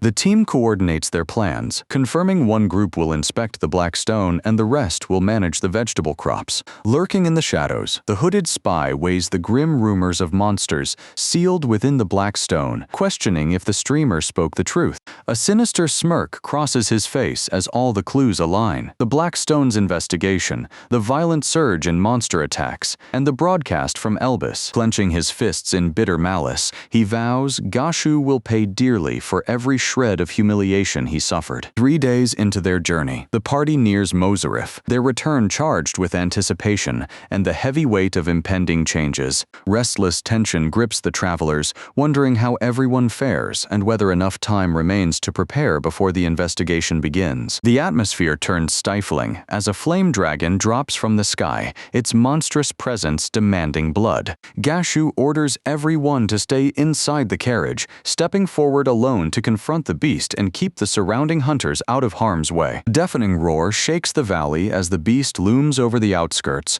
forcing Gashu to brace for impact to protect the defenseless villagers. Lethal claws lash out, but an A-rank adventurer intercepts the strike, his blade screeching against a scaly hide far tougher than he ever imagined. Chaos doubles as a dread wyvern joins the fray, circling overhead with predatory malice. Turning to the elder grandmother, Gashu entrusts her with the defense, and she takes up her weapon without hesitation, stepping into battle with ease. Monstrous jaws snap shut with catastrophic force, the sheer violence of the assault freezing the companions in their tracks before such overwhelming power. Desperate shouts rally the defenders to hold the line against the crushing onslaught as the wyvern circles high above, waiting to strike. Straining beneath the monster's crushing bulk, the defenders struggle to keep their footing under the grueling physical toll of this clash. A sharp warning rings out as a spiked tail sweeps across the dirt, barely missing the warriors caught in its lethal path. Watching the frenzy unfold, the allies trade anxious looks, sensing an unnatural shift in the rampaging beast's behavior. A crushing strike lands true, forcing the beast to recoil as the momentum of the skirmish swings in their favor. The fighters stare in utter bewilderment as the monster falters, losing its ferocious drive in an uncharacteristic collapse. High above the battlefield, an ethereal seal of radiant power manifests, slamming the dragon into the dirt with crushing force. Standing amid the dust of battle, Gashu checks on his battered companions and waves off their praise, noting he should have handled the clash with far greater finesse. Murmurs ripple through the crowd as the threat subsides, until a commanding voice announces that the area is secure and everyone may safely proceed toward the village. With danger averted, Gashu inspects the spoils of war, instructing the party to transport the colossal carcass back for a village celebration. An ally playfully mocks Gashu for looking so grim after victory, but Gashu counters that their foes are stronger than expected, warning him not to get reckless. Gathering at the gates, the companions trade combat tension for sweet relief as warm cheers welcome them home. Nestled beneath towering peaks, the peaceful village rests quietly, unaware of the catastrophe just averted at its border. Wooden mugs rise high as a boisterous toast roars across the tavern, celebrating Gashu returning home in triumph. Gashu laughs off the friendly banter, saving fresh juice for tomorrow, though the villagers tease that he and his partner act like an old married couple. Feasting nearby, Roko draws fond smiles from villagers who treat her just like a daughter to Gashu. Leaning forward with shining eyes, Roko begs the veteran woman to take her on as an apprentice to fight monsters, only to be told that building raw physical strength comes first. Turning toward Sigurd, Gashu shares his relief that an expert of such deep knowledge is joining the investigation team. Tomorrow's logistics take priority as the party agrees to bring the entire squad along for the scheduled audience with the village chief. A grave hush grips the table as they address disturbing reports of a lethal menace lurking on the outskirts of the village. Wrapping up the council, Gashu insists the villagers remain strictly within the settlement boundaries until the investigation finishes, preventing any needless panic. Standing beside the window, Gashu resolves to track the black stone along the river at daybreak, knowing night travel is far too perilous. Facing his companions, Gashu distributes vials of glowing light spirits to ensure everyone is prepared for the treacherous dark. Preparations fully settled, Gashu urges the crew to get some sleep, declaring their work for the day complete. An unexpected proposition arises when the party announces Roko will be spending the night under his roof, stunning Gashu. Furrowing his brow in shock, Gashu questions the propriety of sharing such cramped quarters with the young girl for the night. The reason is simple. The village inn has no spare beds, leaving them no choice but to board her at his home. A flustered groan escapes Gashu as he struggles to process the awkward change in their sleeping arrangements. Outside, the cabin latch clicks shut, sealing the quiet house as midnight deepens around them. Pointing toward the bed, Gashu insists his guest take it for the night, but she clasps her hands with a disarming smile and cheerfully suggests that sharing the space together is perfectly fine. A deep blush flushes Gashu red, caught completely off guard by her innocent proposal. Stammering in the tight cabin, Gashu protests the lack of space, yet she remains delightfully oblivious to his mounting embarrassment. Giving in with a heavy sigh, Gashu yields to the arrangement, mindful that precious little time remains before dawn. Gathering around the table, the group turns to the upcoming expedition, dissecting the dark rumors surrounding the Black Stone. Grim legends recount ancient horrors, primeval monstrosities whose aura alone could shatter the spirit of the bravest seasoned warriors. Leaning forward intently, Gashu questions how their ancestors ever managed to stand against such overwhelming monstrous power. The elder ponders demonic warfare, explaining that clashing with true horrors transcends mortal intellect and defies imagination. Mastery of the Four Gods style, he explains, channels the primeval spirits of heaven and earth directly through the warrior's body. Gashu listens in rapt focus, contemplating the profound depth of the Sting Xuan Wu technique. Though the elder can only share the basics, he believes Gashu possesses the raw talent to master the Sting Xuan Wu technique. Exchanging respectful nods, the two companions part ways for the night, preparing to rest for the dawn raid. Stepping toward the door, Gashu stops as Roko hesitates, blushing in embarrassment over something she forgot to mention. Roko conjures a radiant orb of spirit light to guide their way, catching Gashu by surprise with the brilliance. Gashu smiles with warm gratitude, welcoming Roko to walk beside him on the path ahead. Listening closely, Gashu hears his companion marvel at his rare bond with nature spirits, having never met anyone with such a gift. Her eyes widen with genuine wonder, deeply moved by the harmony he shares with the spirit realm. Tightening his combat gear with a resolute nod, Gashu primes himself for action. Across the desk, a quill scratches across parchment, drafting urgent guild records for the raid. She handles official work for the guild association on his behalf as Gashu slips into the moonlit fields, weapon in hand. Invoking the Flame Emperor, Gashu channels spirit energy into his blade until the steel ignites with fierce ethereal radiance. This sacred Four Gods art is meant to cloak steel in raging fire to sever monsters, yet Gashu produces only faint warmth instead of an inferno. Frustrated yet undeterred, Gashu vows to master the art as his as allies study ancient scrolls to unlock the secret. Deep within the unsealed cavern, a massive clawed limb tears into the night air, heralding a horrific revival. Halting to inspect fresh tracks on the ground, Misery Aronia urges them forward, insisting that broadcast magic will capture their expedition perfectly. Misery Aronia winks and explains that live broadcasting deters ambushers, since hostile intruders dread leaving permanent magical evidence. Addressing her stream viewers, Misery Aronia marvels at the bright cave, thanking their glow bugs for illuminating the dangerous path. Warning her chat to watch for anomalies, Misery Aronia coordinates with her companions as they monitor the magical feed for signs of ambush. Tension grips the team as they find the cave walls coated in foul, slimy moisture, prompting sharp warnings not to touch the stone. The cavern shudders violently, exposing the grotesque truth that these walls are not made of rock at all. Horrified viewers recoil in disgust as the living tunnel reveals itself, covered in thousands of blinking eyes.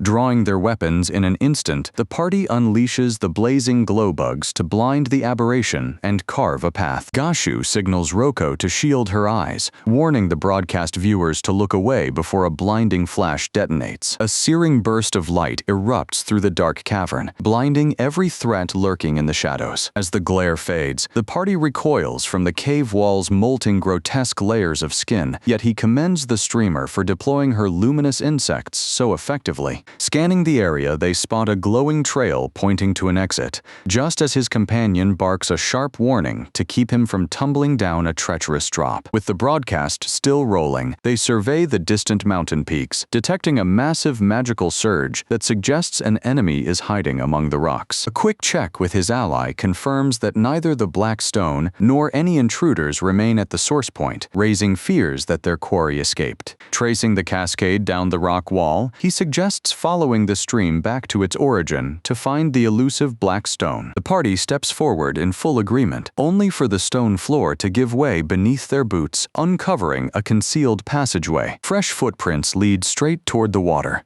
deepening the scowl on his face as he insists they must pick up the pace before time runs out. Apologizing to her audience, the streamer restarts the live feed, warning her viewers about the thick, suffocating tension hanging over the trail. The party halts at the edge of a massive trench to examine its origin, and the fox girl watches with growing unease. A cavern of colossal scale opens before them, dwarfing the solitary pedestal at its center that enshrines a sacred blade.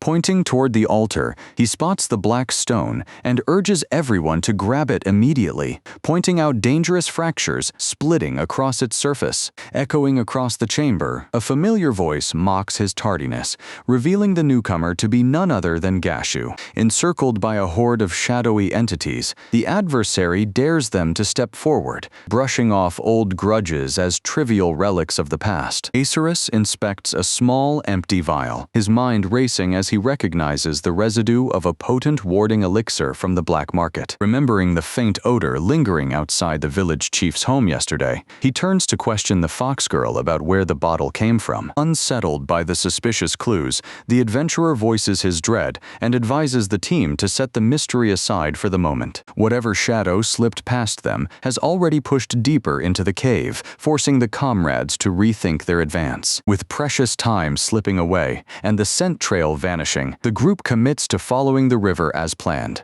Unfurling a hand-drawn map, the streamer explains that she charted this rugged terrain using months of past broadcast archives, highlighting distinct landmarks across the sketch. She insists that scouting these exact locations will uncover the truth. She listens closely as her partner breaks down essential combat drills, remembering the nighttime advice given to hone her stance. Chuckling at the steep challenge, he shrugs off the strain and claims his muscles are barely even warmed up. Respecting the hard work ahead, he reminds her that true mastery takes time, and both agree to keep pushing forward side by side. Their training cuts short when an aggressive horn rabbit bursts from the thick undergrowth, catching them off guard. Radiating an unnaturally amplified magical aura, the beast lunges with brutal ferocity. Its steel limbs clash against their weapons and rip through the dirt as the team scrambles to defend. Once the dust clears, she scans the perimeter with a critical eye, verifying that the immediate threat is fully neutralized. Pulling out specialized test paper to measure mana density, she watches the hue darken, signaling a dangerous spike in residual magical energy. Thrilled with the breakthrough, she explains that channeling the river water enabled a double broadcast, even as mana levels around them surge rapidly. He heeds the official report from the Adventurer Association, which confirms that drinking this tainted water drains a person's mana over several days. Staring in disbelief at the mutated creature before them, the comrades gasp upon discovering the dark influence of the black stone. His face hardens under the oppressive atmosphere, aware that the monster swarm is multiplying rapidly and closing in for the kill. Alarmed by an ominous rattle nearby, he gestures urgently for everyone to take cover before the prowling beasts spot them. Seeing the horde close in, he orders the group to push ahead toward safety, choosing to stay behind and cut down the monsters to clear their escape. A massive cave-in buries the entrance under tons of shattered rock and blinding dust, catching him completely off balance. Desperate for answers, he scrambles to check the communication device, praying that Gashu made it through safely after the three escaped. Standing his ground, he vows to press the chase, yet his ally urges caution and insists they secure the upstream region first.